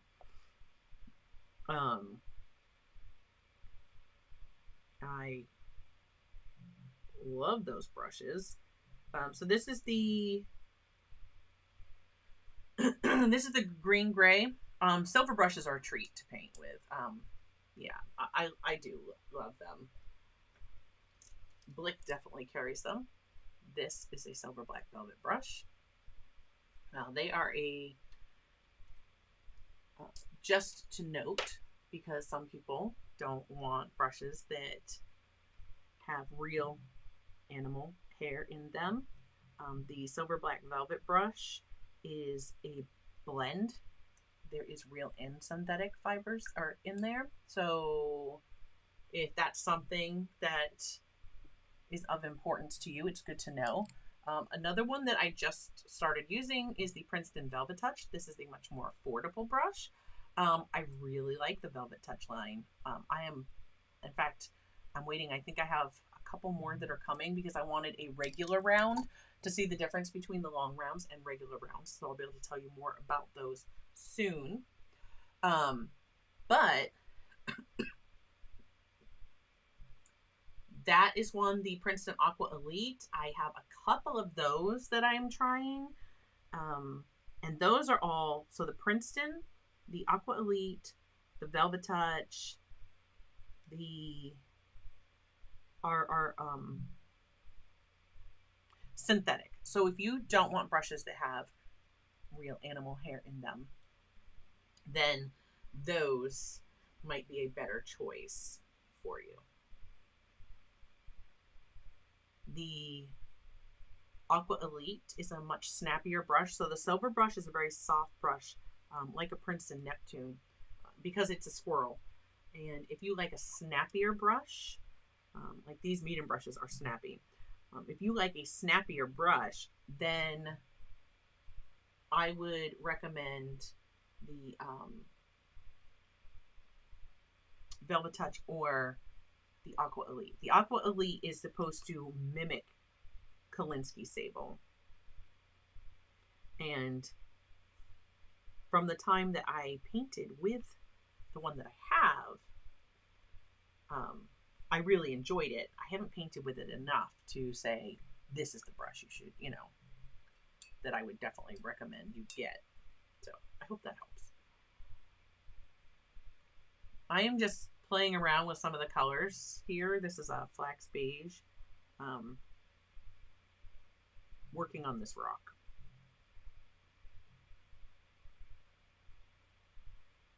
Because I want that to dry, I'm going to bring some grass up in front of it. All right, so this flax beige, I'm going to do the rock behind the bunny. Start it with that.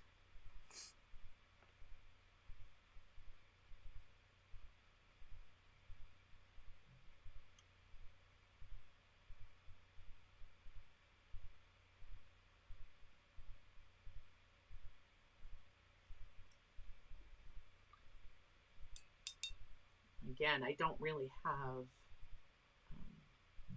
this beige gray. It's the closest thing I really have to a gray. I got to really kind of hit it at its mass tone to get there.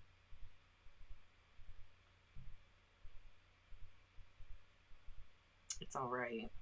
I was trying to add other colors in this one to just kind of give variation to the rock.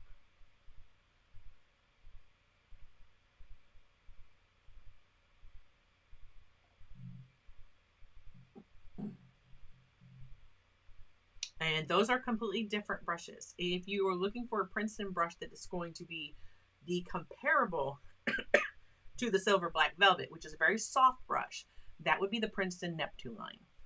So if you're trying to compare like two brushes that would be similar, the Princeton Neptune is going to be the most similar to the Silver Black Velvet. The Princeton Velvet Touch and the Aqua Elite, those are snappier brushes, and if you're coming from, say, somebody who uses like a Taklon brush all the time, you're gonna be more comfortable with a snappier brush. Velvet Touch is definitely a nice brush. And the Aqua Elite would be the step up. And again, that one is supposed to mimic Kolinsky Sable. And so far, I've only had the time to paint with it like once. And I loved it. I cannot wait to do more. But the Velvet Touch brushes I have actually used a few times, and I'm loving them to the point that I went ahead, I almost used them today.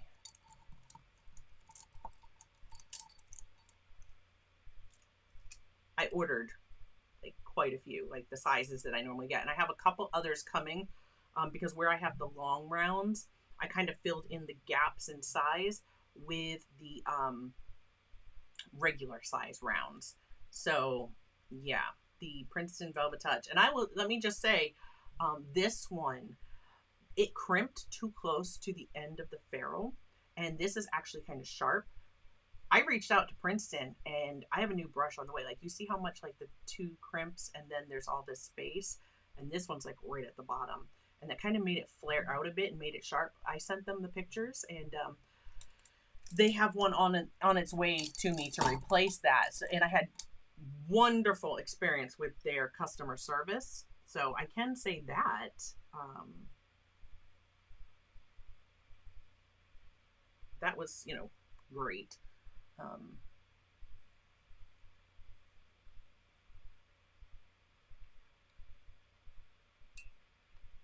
Well, either's going to be easy. So Cat's Art Picks, either's going to be easy for you to paint with. Like the Velvet Touch line is still going to be easy to paint with. When I say that the brush is like snappy or the brush is soft, on just a second and I will show you what I mean.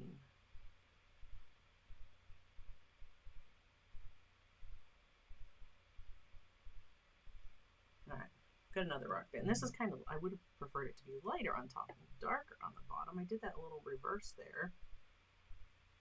Bring some of that color, put it down. I like that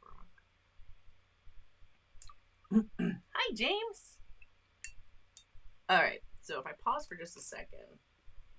So the silver black velvet brush, this is my oval wash, right? The 3/4 oval wash. If this one, when this one is wet, when I say it is a softer brush, if I'm painting with this brush, okay, you see there, like when I just like went over my sponge to pull the water out, see how that brush stays? It stays bent over, right? That is not a snappy brush. This is a soft brush. So it's going to kind of, it can flop over and it's going to stay. It's not going to like spring right back. Like if I have this, like the medium brush here that I'm using, you see when I wipe this off, just like I did that silver black velvet on my sponge, it stands straight back up, right? So I got water on that ferrule. So when I bend that over, boom, right back. Whereas with a silver black velvet, if I bend that over, it'll stay. So this is that's what Squirrel is like. Squirrel is a much softer brush. And the Princeton Neptune is like that. I do have the Neptunes. But this, which is my big 14 long round, this is the Velvet Touch. Now, when I go to get that water out of that brush, you see the brush, like it comes back. So it has more snap to it. The Aqua Elite is like that as well.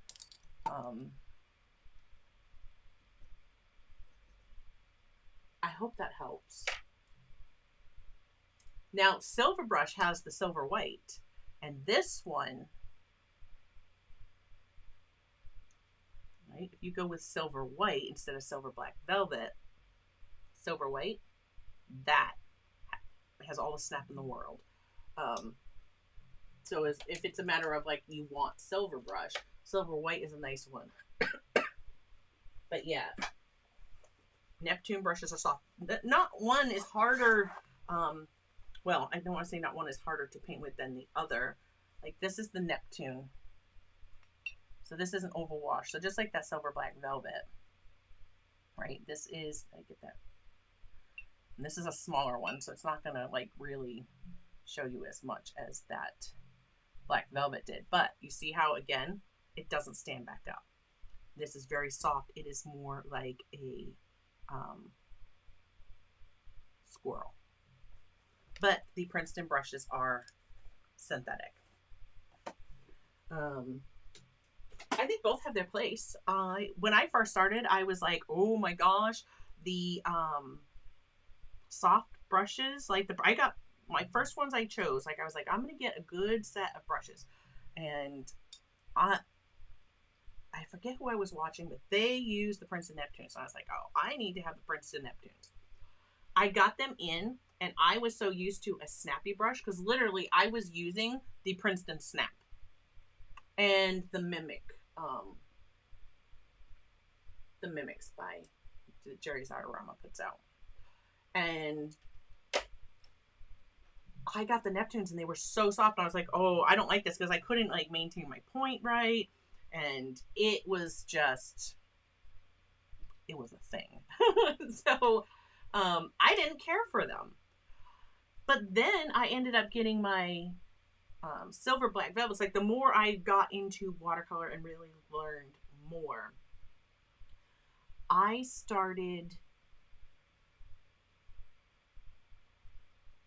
got my first silver black velvet and I fell in love with that brush. I mean, they are wonderful, wonderful brushes for sure.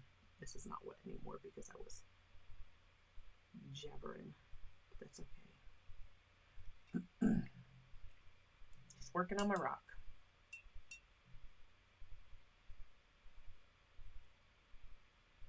Just kind of softening up some of those edges. I wanted it to be darker at the bottom.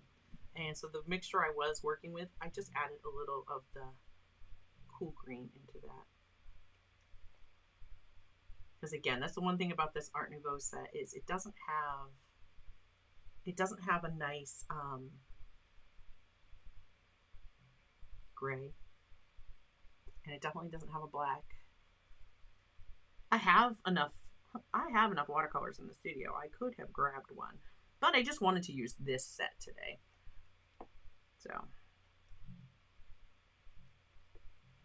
what time? Okay, my goodness, time does fly. All right, clean that off, dry that. But I hope that helped, Cat's Art Picks. By like saying one's like softer, it's like not like if I use a Neptune, it's not going to be as hard on my hand or my wrist. I still have to hold the brush. It's in how it controls your watercolor going down on the page. If that makes sense. So I hope it did, and I hope it helped. Okay, yay! My rocks are in. Okay, we're gonna hopefully start pulling this together.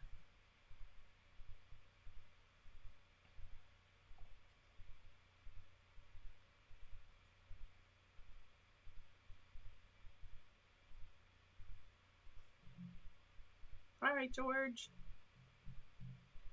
I don't want to paint the bunny in because this is wet. We can remove our... I'm going to remove my masking.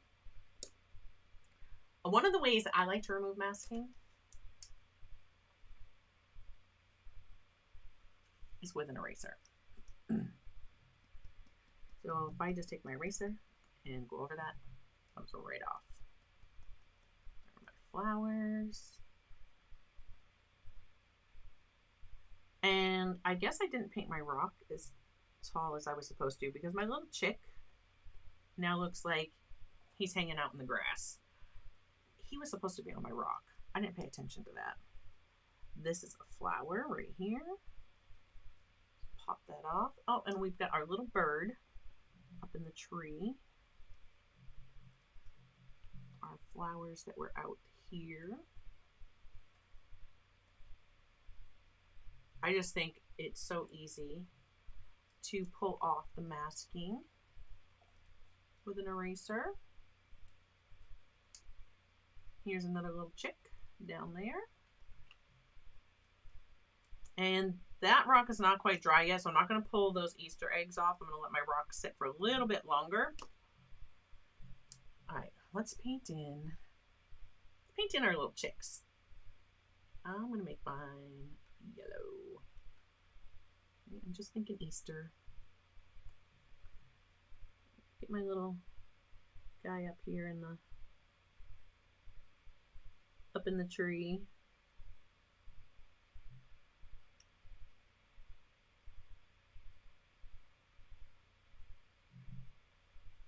He's just sitting up there.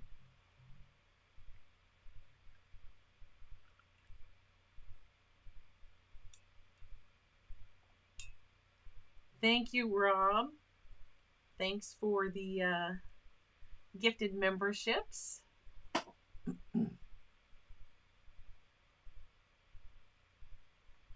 Most definitely, if you are not sure how to connect Discord, how to connect YouTube to your Discord so that you can receive access to the server and come hang out with all of us. I have a community post that I just posted. It's going to be right near the top. That is, tells you exactly how to connect. So if you are unsure, just go to my channel page, right? youtube.com/ClarkFineArt. And you'll be able to check that out. Click on the community tab And there's a post that tells you how to connect. Okay. While I have this yellow on my brush, I'm going to do some of these, the centers of these little daffodils.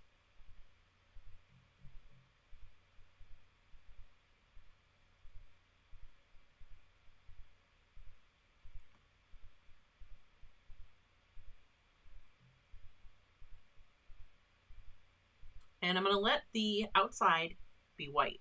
So I'm going to leave the white there. I'm just not going to paint that part. Then I want some tulips. So some of the colors we used earlier, maybe this is called alizarin crimson. Now, mind you, this does not look like alizarin crimson as I know it by regular watercolors, but that's what they're calling this color. And I think it would be fine for my little tulip.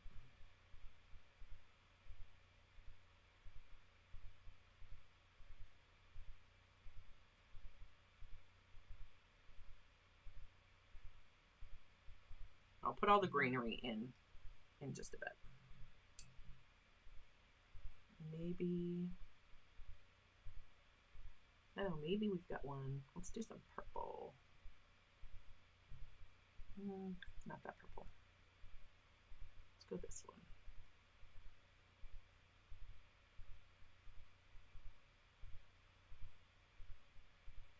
There we go. Kind of blended them together.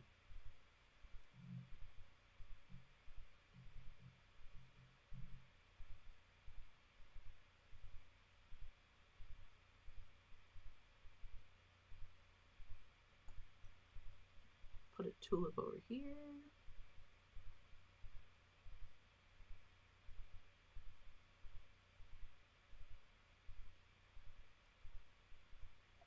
There we go.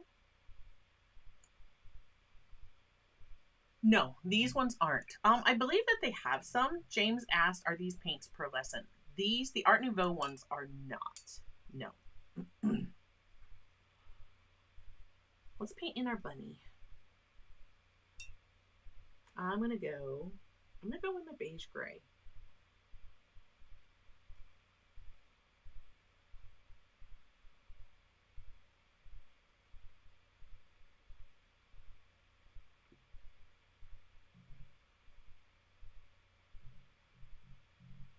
I'm painting him with some long, floppy ears. Because I just think long, floppy-eared bunnies are like so adorable. And some water on my brush there.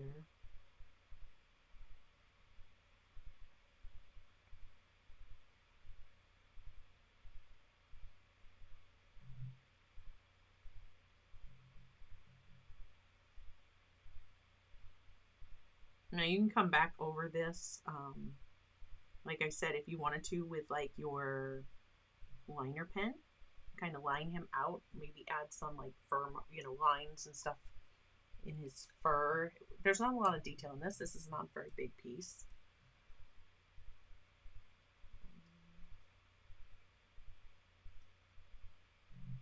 I'm just trying to make a darker value here.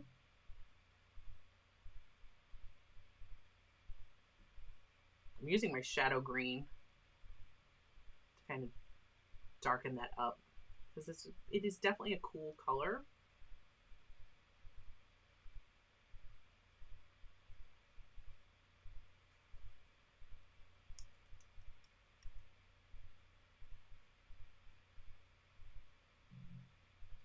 There's some shadow on his body from like his ears, his neck.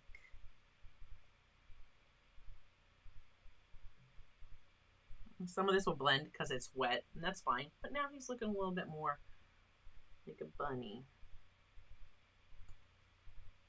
This is really wet right here. I'm going to pull up some of this. See in here. There we go.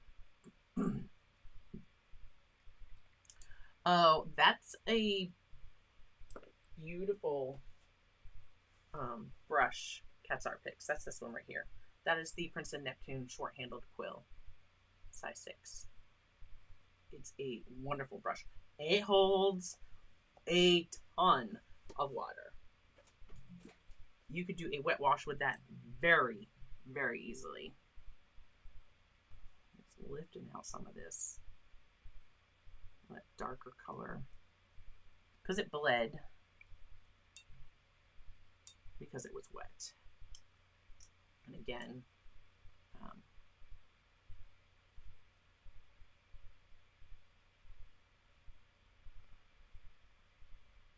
just lifting out that little area.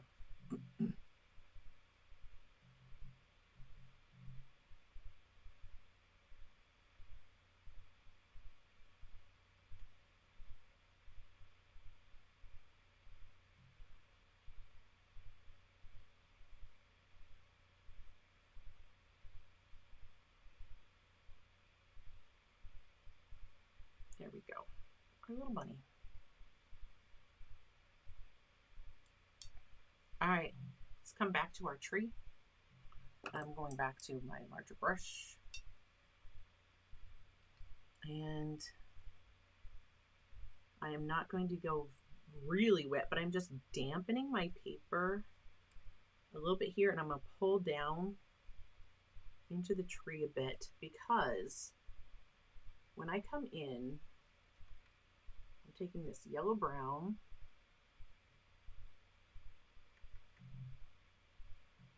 trying to get a thick mixture of this paint. I'm going to take a little bit of this green again,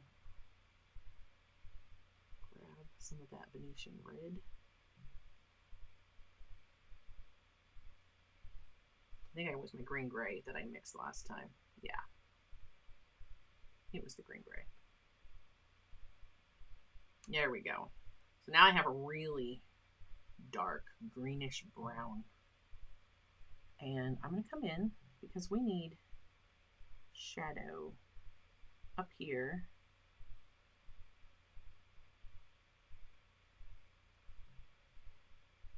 Where our trunk is underneath. And see how that just immediately gave it more dimension?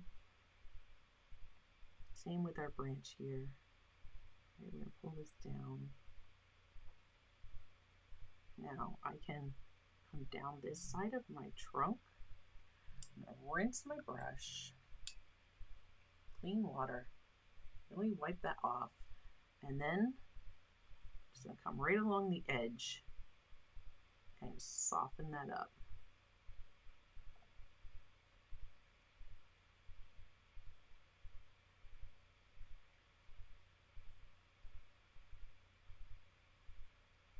Same with where my shadow. Just want to soften that edge. I wipe my brush off again, and I'm just softening a little bit more. There we go. One more time on this side. Darken up where my branches are going under my foliage, or into the foliage, because they're going to be casting shadow. And I'm avoiding my little chip there.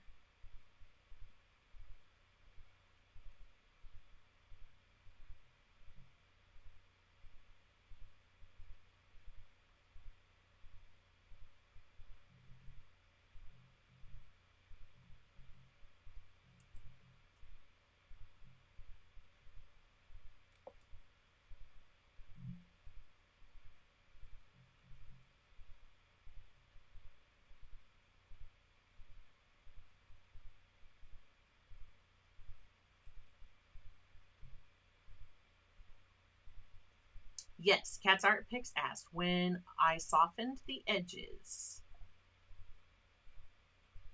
had I rinsed and dried my brush? So I have my tissue that's in my hand, paper towel, you can use a rag, a sponge, whatever you want. So I clean my brush, rinse it off. I make sure there's no water on my ferrule, and then I wipe my brush off on the tissue or paper towel, and then I come in to soften my edges. Because if I don't do that, I am going to have too much water on my brush, and I am going to flood water into my paper. And these paints especially are they're very bloomy. Like, it'll push the bloom. Like, I just lifted up some because my brush was damp. I kind of pulled some of that color out. So when I have the color, and if I want to blend that edge, you see how it's like really dark right here? I want to kind of blend that out. I can rinse my brush, clean it off. I want to really get the water. My brush is still going to be damp. It's not going to be completely dry, but then I can just come through, and my paper's getting too wet because I've gone over this a few times. So I'm going to start lifting color if I don't watch it, because these paints lift so easily. If you're painting this with the medium paints, you are not going to have this problem. Those paints don't lift. In between layers, like, you put it down and it just stays down. Especially if you let it thoroughly dry. You can glaze over them beautifully. These, like I said, they work very similar to gouache. Whereas gouache, you're going to have to come back in with thicker layers as you go, so that you don't wet your paper and lift it. And that's just the nature of it. You know, that is how it is. And these work a lot like that. The Rosa Gallery, when I tried those, that's what I was saying. I found that the Rosa Gallery, a lot like this, you come in and you will lift. I still want this darker. Okay, so now, remember we have all these holes. Well, this hole looks like my main trunk should be coming up through here. So I'm going to put some of that brown that I just did with my shadow color right into that hole. I need to mix some more of that. So I had my yellow brown.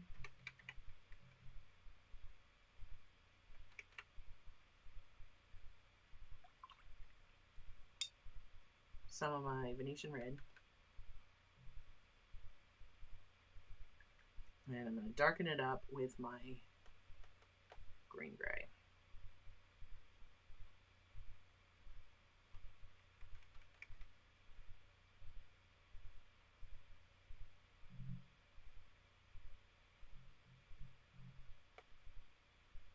See, I wanted to go back to the water. I was like, no, it's going to make it too thin. I need this to be thicker. Okay. And if you are not comfortable, like, this is a big brush. If you're not comfortable using the bigger brush, just grab one of the smaller ones. So I'm coming up with a couple of these, where a couple of these holes are. And I'm just putting in some of that brown right here. Perhaps I have a branch that comes through right there where it was that whiter space. I want it to be a thicker one, and maybe it goes off like that. And if you don't like it, or if it's too much, like, you can just take your tissue, tap it, right, and lift some of that out. Remember, our watercolors dry lighter.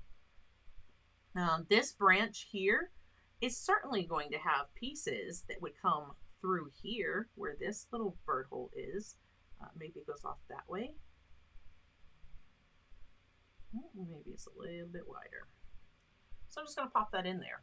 Same with up here. So as I come through this way, we have the hole that I had over here. And yours, you know, where yours are located are going to be different from mine.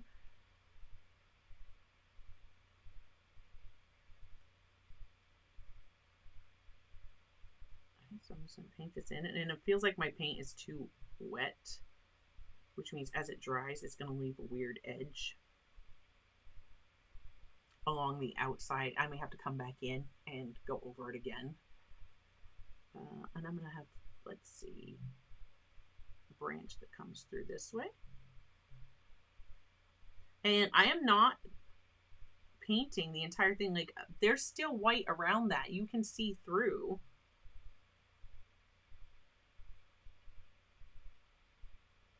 and that's fine.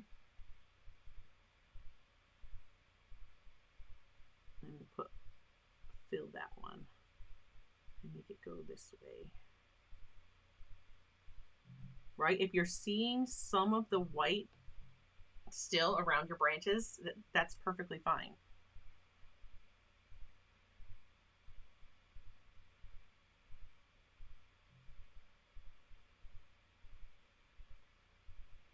See, that one I kind of carried over, and it's coming up into this section. And sometimes you just have, like here, there's just a little hole. I'm not seeing a branch, and that's okay too.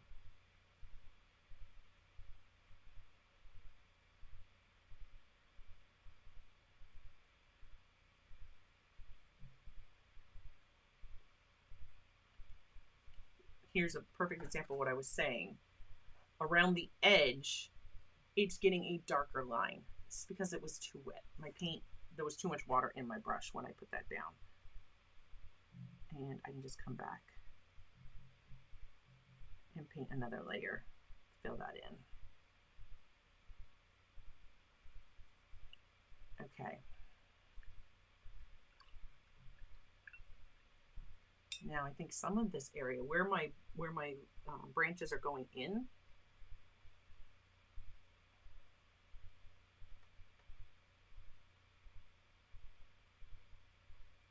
I'm going to add a little bit more shadow.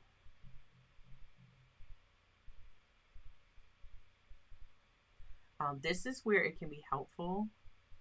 I've said it before, like you can turn on the camera on your phone and look through your phone screen.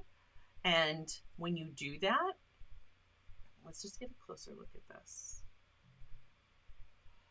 So when you do that, by looking through the, your phone's camera, like the screen on your phone with your camera on, it's going to give you a very different perspective. And sometimes that can help you make the decisions of like, where do I want these darker areas to go? Now, anything that I want to kind of soften, I can just take my tissue and like just dab that edge. And it just really helps it look like the foliage on the tree. And so this is just one more technique, one more way.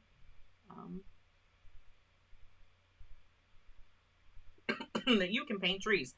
Do you have a favorite way? Like, drop me a comment if you're watching here live or on the replay. Drop a comment. Do you like the way we did this today? Is this something that is new to you? You're going to give it a try? So see, I'm just kind of looking at where my branches are going back into my tree, and there would be some shadow there.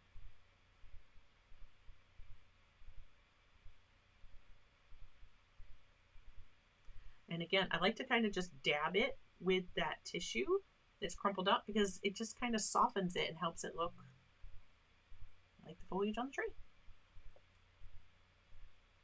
And see how I have this nice highlight here and the branch comes out from that point. But underneath where the branches are going in, I want that to have shadow. And we had that very soft texture from working wet and wet. So this also can possibly add some hard edge. That's why, like, if we dab it, you don't necessarily get that. But I don't think it's a bad thing if you do have some hard edges. And I can just like speckle in. I'm just using the tip of my brush and kind of dabbing, right? And that's also going to help it look like actual individual little leaves. And you can get carried away with this. You can do this as much or as little as you want.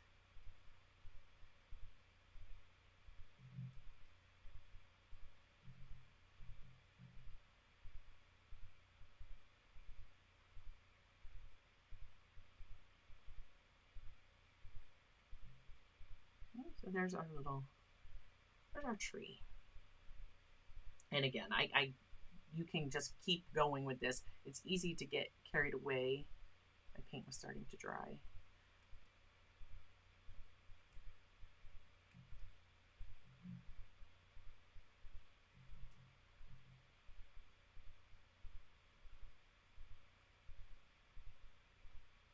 Just kind of putting in like a different cluster like back behind there. There we go. I'm going to leave my tree be. Just going to do a little more darkening right where that trunk is touching.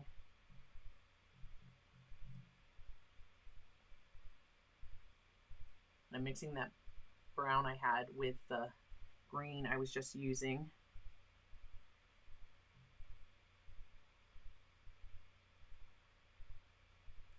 There we go.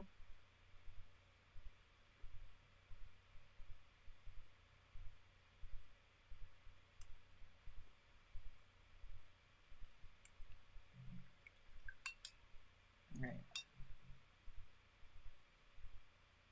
Oh, all the time. It's so easy. James says, do you ever worry about overworking a piece? It's so easy just to get carried away. And then the next thing you know, you're like, yeah, I should have stopped a long time ago.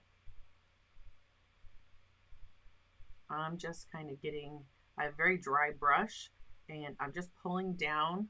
I'm barely touching the paper, but you see I'm pulling down and letting the texture of this paper, I love the texture of this paper, just pull off some of that paint, and it's like instant bark.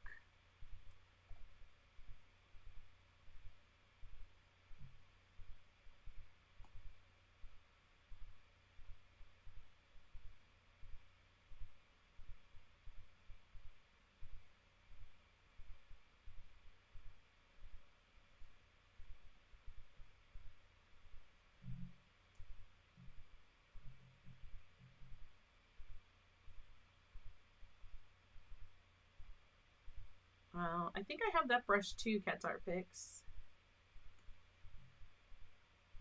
Pretty sure I do.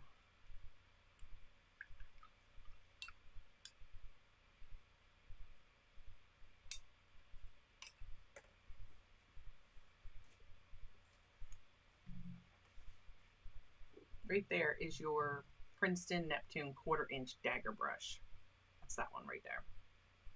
So if you like a dagger brush, yeah. Again, it's going to be a softer, like squirrel-haired brush. And while I don't have them linked in the description below, I do have a link to Blick in the description below. And yes, it is an affiliate link, but using the links definitely help support the channel. And anytime you guys can, I greatly appreciate it. All right, let's get these Easter eggs off and get some color on them so we can wrap this one up.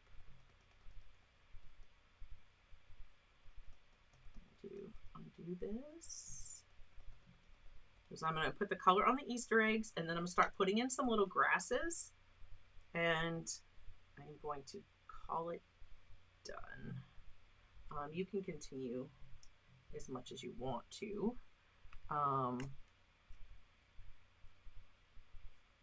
Our little chicks, I'm going to use my pigment micron, right, and just put in their little beaks, their little eyes. Just get the little foot in there. And again, you can even line them out. Maybe we'll line them. I'm like, oh, what if I don't like it?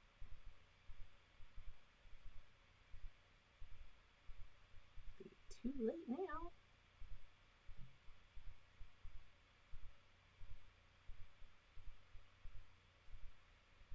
Well, that's my little chick.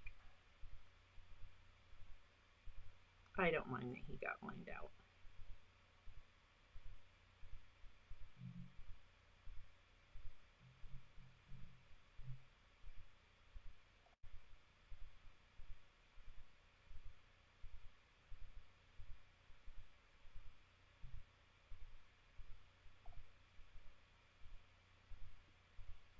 Oh, like our chick that's up here in the tree. I don't know what he's doing up there, but he's up there.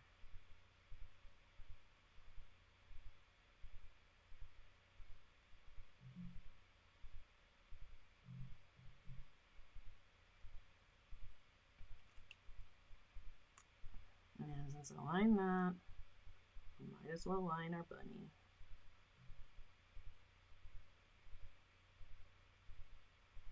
You don't have to line him out. Maybe he's got a little floof on his tail right there. All right, I'm gonna paint in some Easter eggs, and I'm gonna go with some strong color.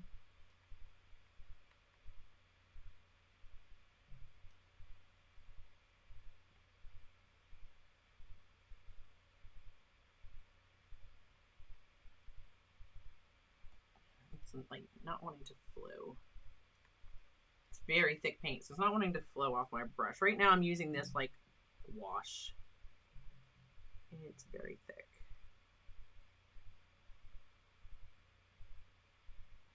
But there's a little Easter egg.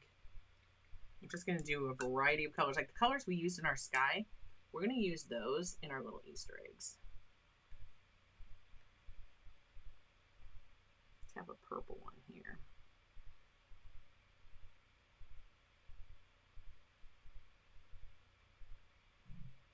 You could come back and embellish these if you wanted to, if you have like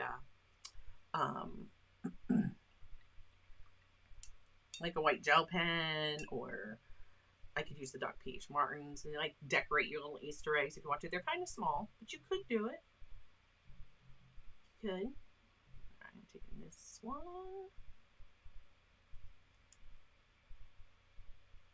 Do this egg over here. This one's kind of like tucked in behind part of the rock. It is partially behind the other egg. It's hiding. You have to go on an Easter egg hunt. And we have to give our flowers some stems for sure. A blue one. Let's get a blue one.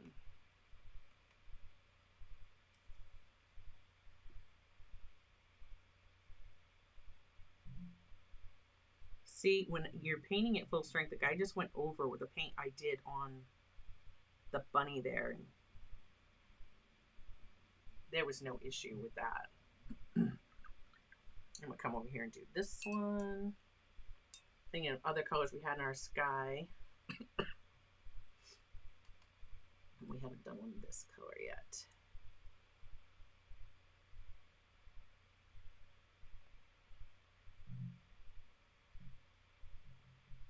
Oh, that one got away from me. That one's a little bigger. That's fine.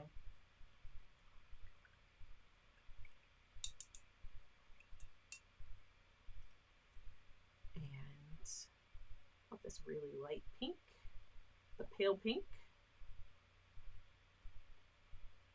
Thank you, Joseph. Thanks for hanging out with me, staying late. I say late. I don't really have a set time. I think we've all come to know that. I usually just stream until the painting's done. Especially if you guys are hanging out and watching. That one. Maybe it's this. Gonna be this blue. We're gonna do this blue.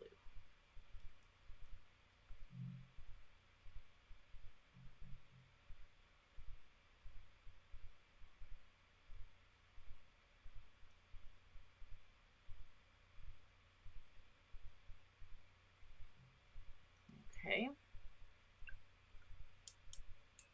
I just have one more.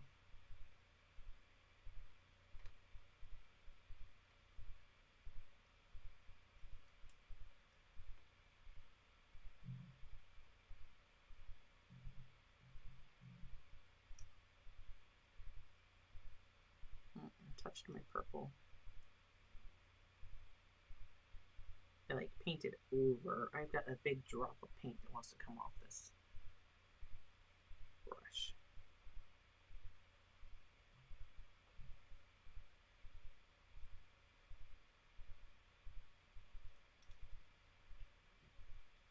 You can't see it, but I did. Like,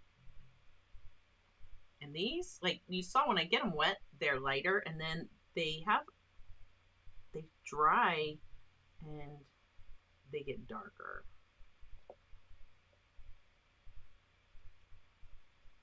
So there's definitely a drying shift where some of these colors darken up, which is like opposite of what we would normally see, where a lot of our watercolors lighten up as we go. All right, the last things I think we need to do.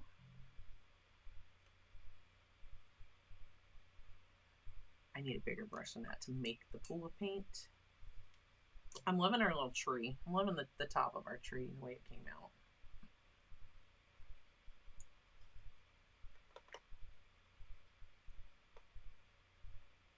That darker green. I'm going to do some of my grasses.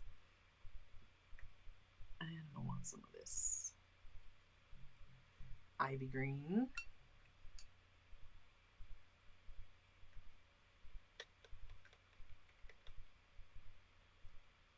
I wanted that paint to be thicker. Okay. Let's get a little bit.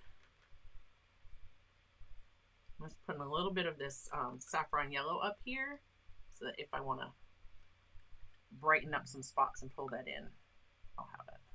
Because I'm not going to paint with this big brush. I'm going to paint it with my littler brush.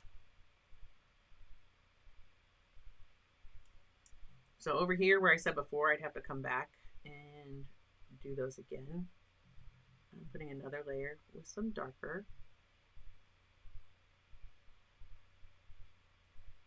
Some darker grasses. Those are I think going to be lighter here. I use the tubes all the time, Cat's Art Picks, speaking of the Daniel Smith watercolors. And I haven't really had any problems. I love them. Love them. Just making some little darker spots. Right, the grass is on that side of the rock. Might be a little shadowed. Maybe we've got a few sprigs coming up here and there. But I don't need to have grass like here. There was a bloom, so right along the edge of that, with what some of the paint I have left in here, I'm just pulling up some grass. My eggs aren't dry enough yet. I want grass to come over them, and we need to have. That was kind of thick, but that's all right. We'll just. Tulip leaves are thicker, so we'll just put some leaves there. Our daffodil, those have like skinnier leaves.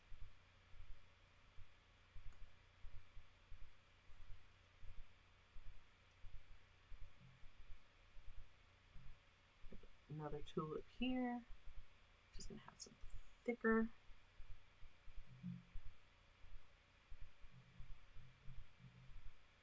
Coming right in front of that rock, and you see that's why I want a thicker paint, because I can paint right in front of this rock, and like I said, it kind of similar to a gouache.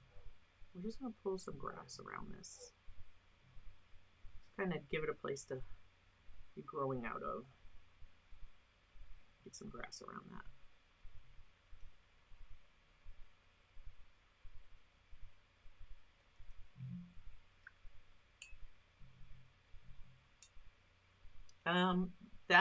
That's a great size to start with, Cat's Art Picks, and see like what you like. Because the 5 ml tubes, you're gonna get a couple half pans out of a 5 ml tube.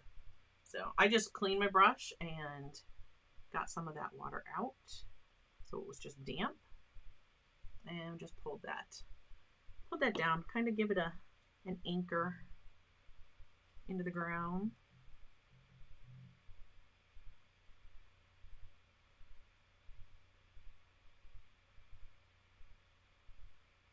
Same with these. I'll come back and put some more grasses with those, and let's get our flowers over here.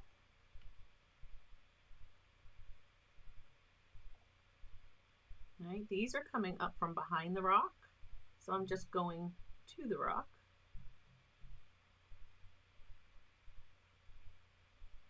And there's my tulip. I'm going to get some of these like straight daffodil leaves.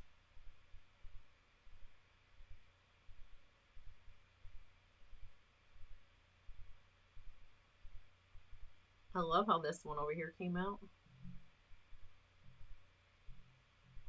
We don't have anything like this coming up yet. No daffodils, no crocus, no anything. Yeah, you should be able to get a half pan. You'll definitely be able to get a half pan out of a 5 ml tube and probably a partial refill.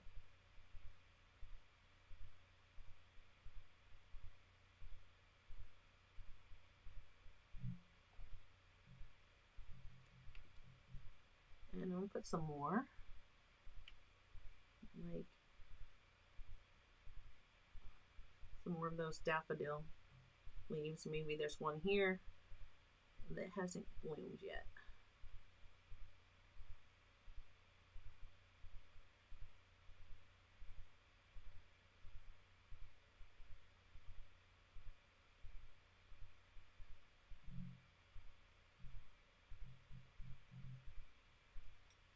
There we go. Huh? I'm glad to hear that.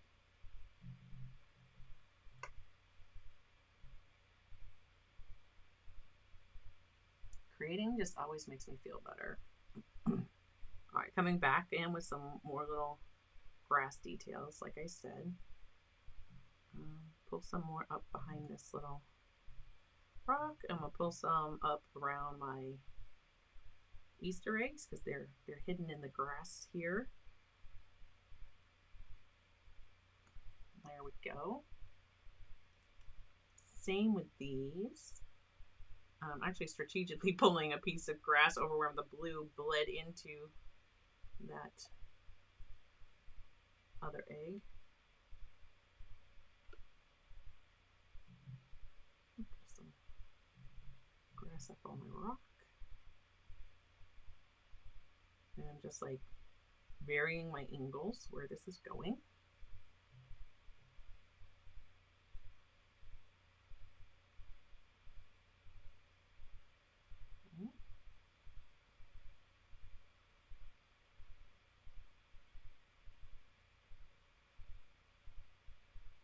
Pulled some of that color out so we can kind of blend and disappear. And there we go. I want it to blend a little bit more. Again, I just clean my brush and dry it off.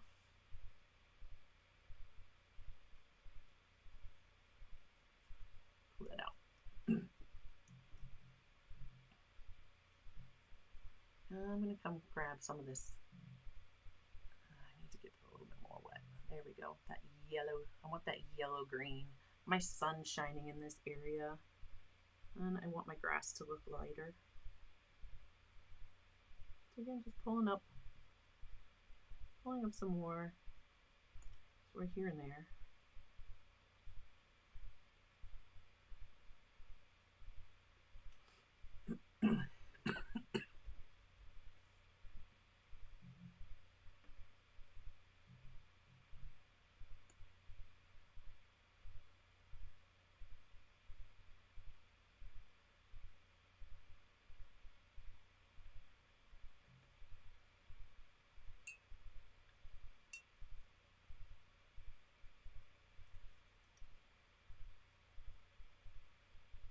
Just softening up where I put that same color green so that my grass doesn't look like it's just weirdly growing there. Blends it into the scene. And there's a weird bloom right here, so I'm just gonna put some grass there.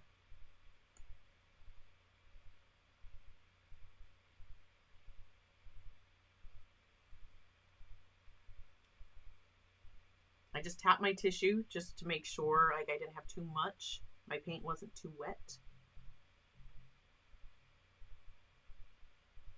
So just pulling. Oh, I'm sorry. We'll fix it. I kind of touched my paper where I didn't want to, but that's okay. I'll just pull some of that out. Just kind of letting my brush like skip along the surface of the paper. Again, try that off. I'm like avoiding my little chick here, pulling that color, kind of pushing it up and then pulling it down to soften it and blend it.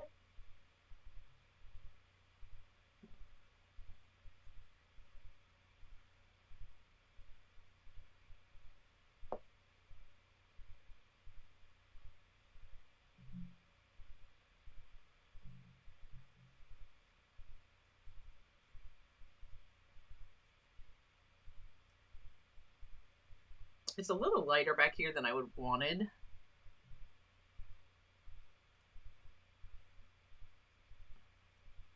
I need that to be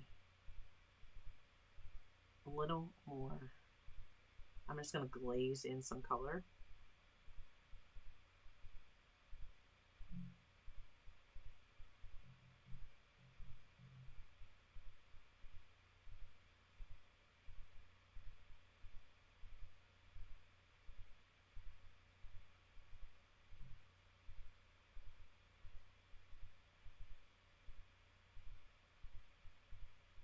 I think that's better. There we go. I think that's better.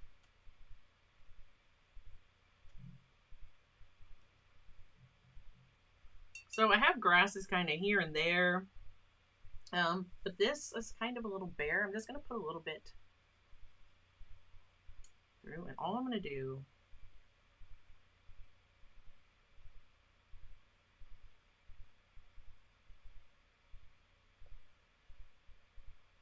I came into that darker area.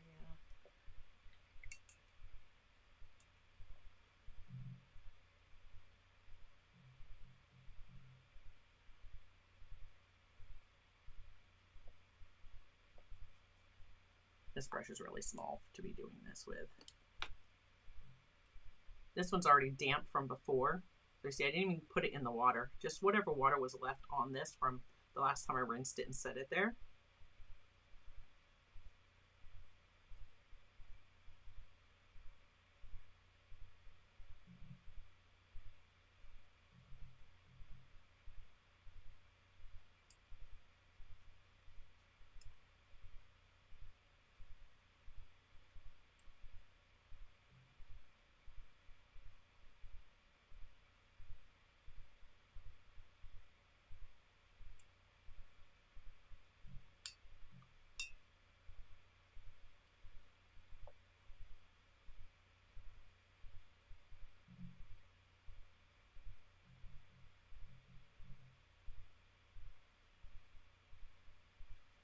Just a little variation in the ground because the ground would have that. And now anywhere I want to, I can just come in, maybe put a few wisps of grass, but I'm not going to do, again, I'm not going to do the entire thing. Just maybe if I have like a hard line that I didn't care for, I'll pull up a few wisps of grass there.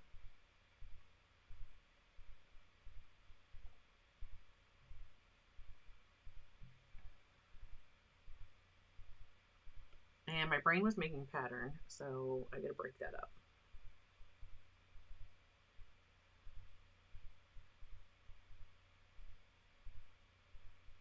I'm just gonna kind of pull it into this. There we go.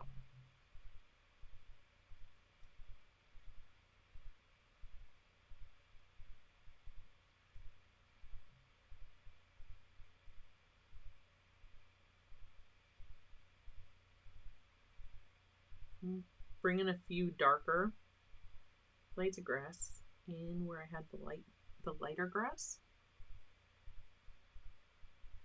Just a few.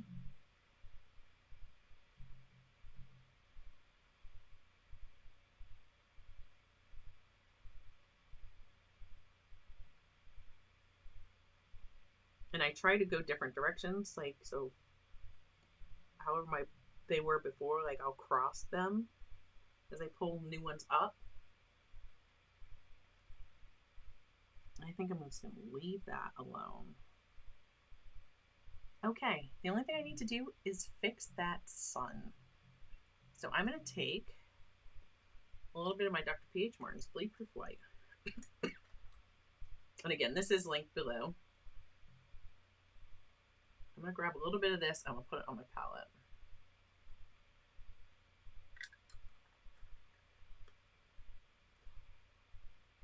And you guys aren't seeing where it is on the palette. Let me move this down. So right here is my Dr. P.H. Martin's Bleed Proof White. In the center here, I'm going to go for that. But that white is like, that's harsh. It is really bright. So I think this is the yellow that I did for my sun. I am just going to put the tiniest bit of that into my Bleed Proof White. And now it's not so harsh. Now I can come over, kind of cover up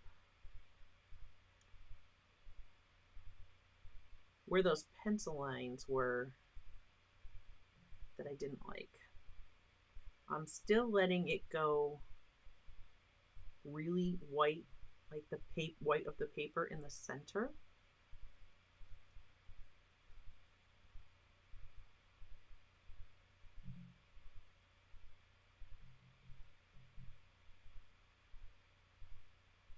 And I could even bring some of this yellowed white into my grassy area. Right? It is just really washed out from that sun. That sun is so bright. If you're looking right at that space, you are not seeing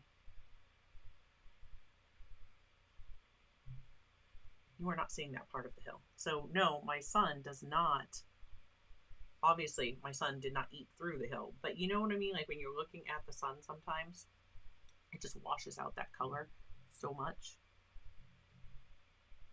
Like when you paint trees right in front of the sun, like we did with the birches,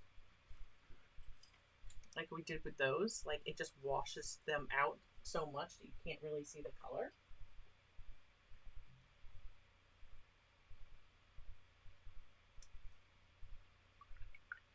I had to rinse that. I almost put green. I had pulled up some green.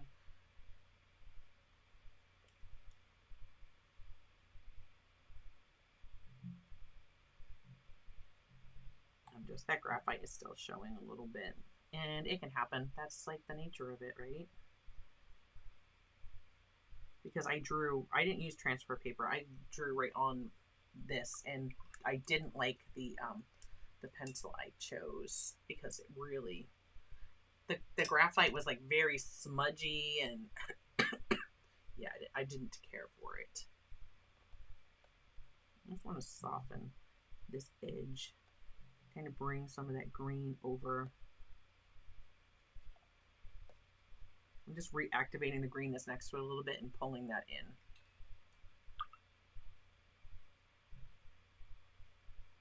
Well, thanks for joining me. I'm glad that you learned a lot today. Love to hear that. All right. And there we go. Like, look at our little Easter scene. We have our Easter eggs, and I hope you will give this one a try. Of course, I'm sure your rock will come all the way up and touch your little chick like it was drawn to do. Just filling in a little bit of, there was actually a white spot. I was like, that's all right. We'll just put some grass there around our little chick. mean, it's fine that my rock ended up a different direction, and actually I want just a little bit more of the grass here. And huge thank you to our channel moderators, Art of Joseph Fincham and Tara Giblin. I know Tara wasn't here today, but they were having power outages today. So I'm assuming she has not gotten it back. But their channels are linked in the description below. Joseph streams every Monday at 3. Well, not every Monday at 3, but when he streams, it is on a Monday. He's working on his schedule. There we go. I didn't like the way the grass was there, so just pulling some more up here. So easy to overdo it.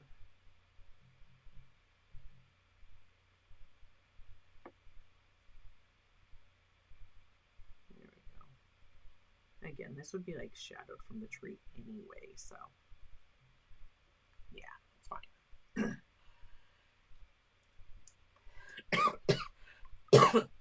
Excuse me. There. And now I'm going to actually take, I love these for signing. I think I'm going to sign it. That's plenty dry. I'm going to sign them right over here.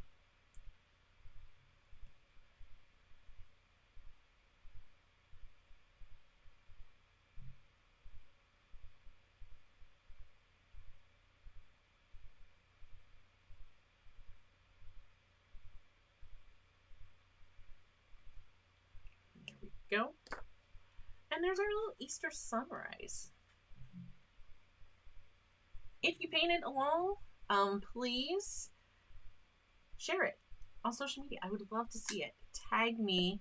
Love to see what you do. And if you enjoyed this one, maybe consider hitting that like button. It is free. It does help the channel. And yeah, click subscribe. If you like to hang out and paint in real time, we do this every Thursday. So I hope you will join us next week at 3 p.m. Eastern Time. Thank you to all patrons and members for all of your support. These are some of the first in our new Adventures in Watercolor Land series. If you're interested in finding out more about that, you can click join below and check out membership here on YouTube or over on Patreon. And we would love to have you join us. I will see all community members and higher tiers for chat tomorrow on Discord tomorrow morning. And yeah, I'm not sure what exactly we are doing. Ooh, let me show you real quick before we run, because I told you last week when I shared the Mission Gold watercolors that I was going to get the Cobalt Black, and I did. And can I just share, like, let me see. Look at that. Like, that Cobalt Black right here. The granulation, I was very excited to see that when I swatched that out when it just came in yesterday. I was like, I had to swatch it out. So anyhow, yeah, that's the color that I added to my set. So now I have 34 colors in, no, I have 34 colors in that. I had 24 plus 2 because you get the black and the white. So 26, 27. I have 27 colors in that set. Something like that. Anyways, I can't wait to paint with those some more. I had a ton of fun painting with the Art Nouveau set today. They're definitely interesting paints, and I need to use them some more for sure. Everything is linked in the description below. Thank you so much for hanging out with me. If you are watching this on the replay, pop another video up right about there that you might like to watch next. Until next time, my friends, keep creating, and I will see you in a video real soon. Thanks for sticking with me. Bye, guys.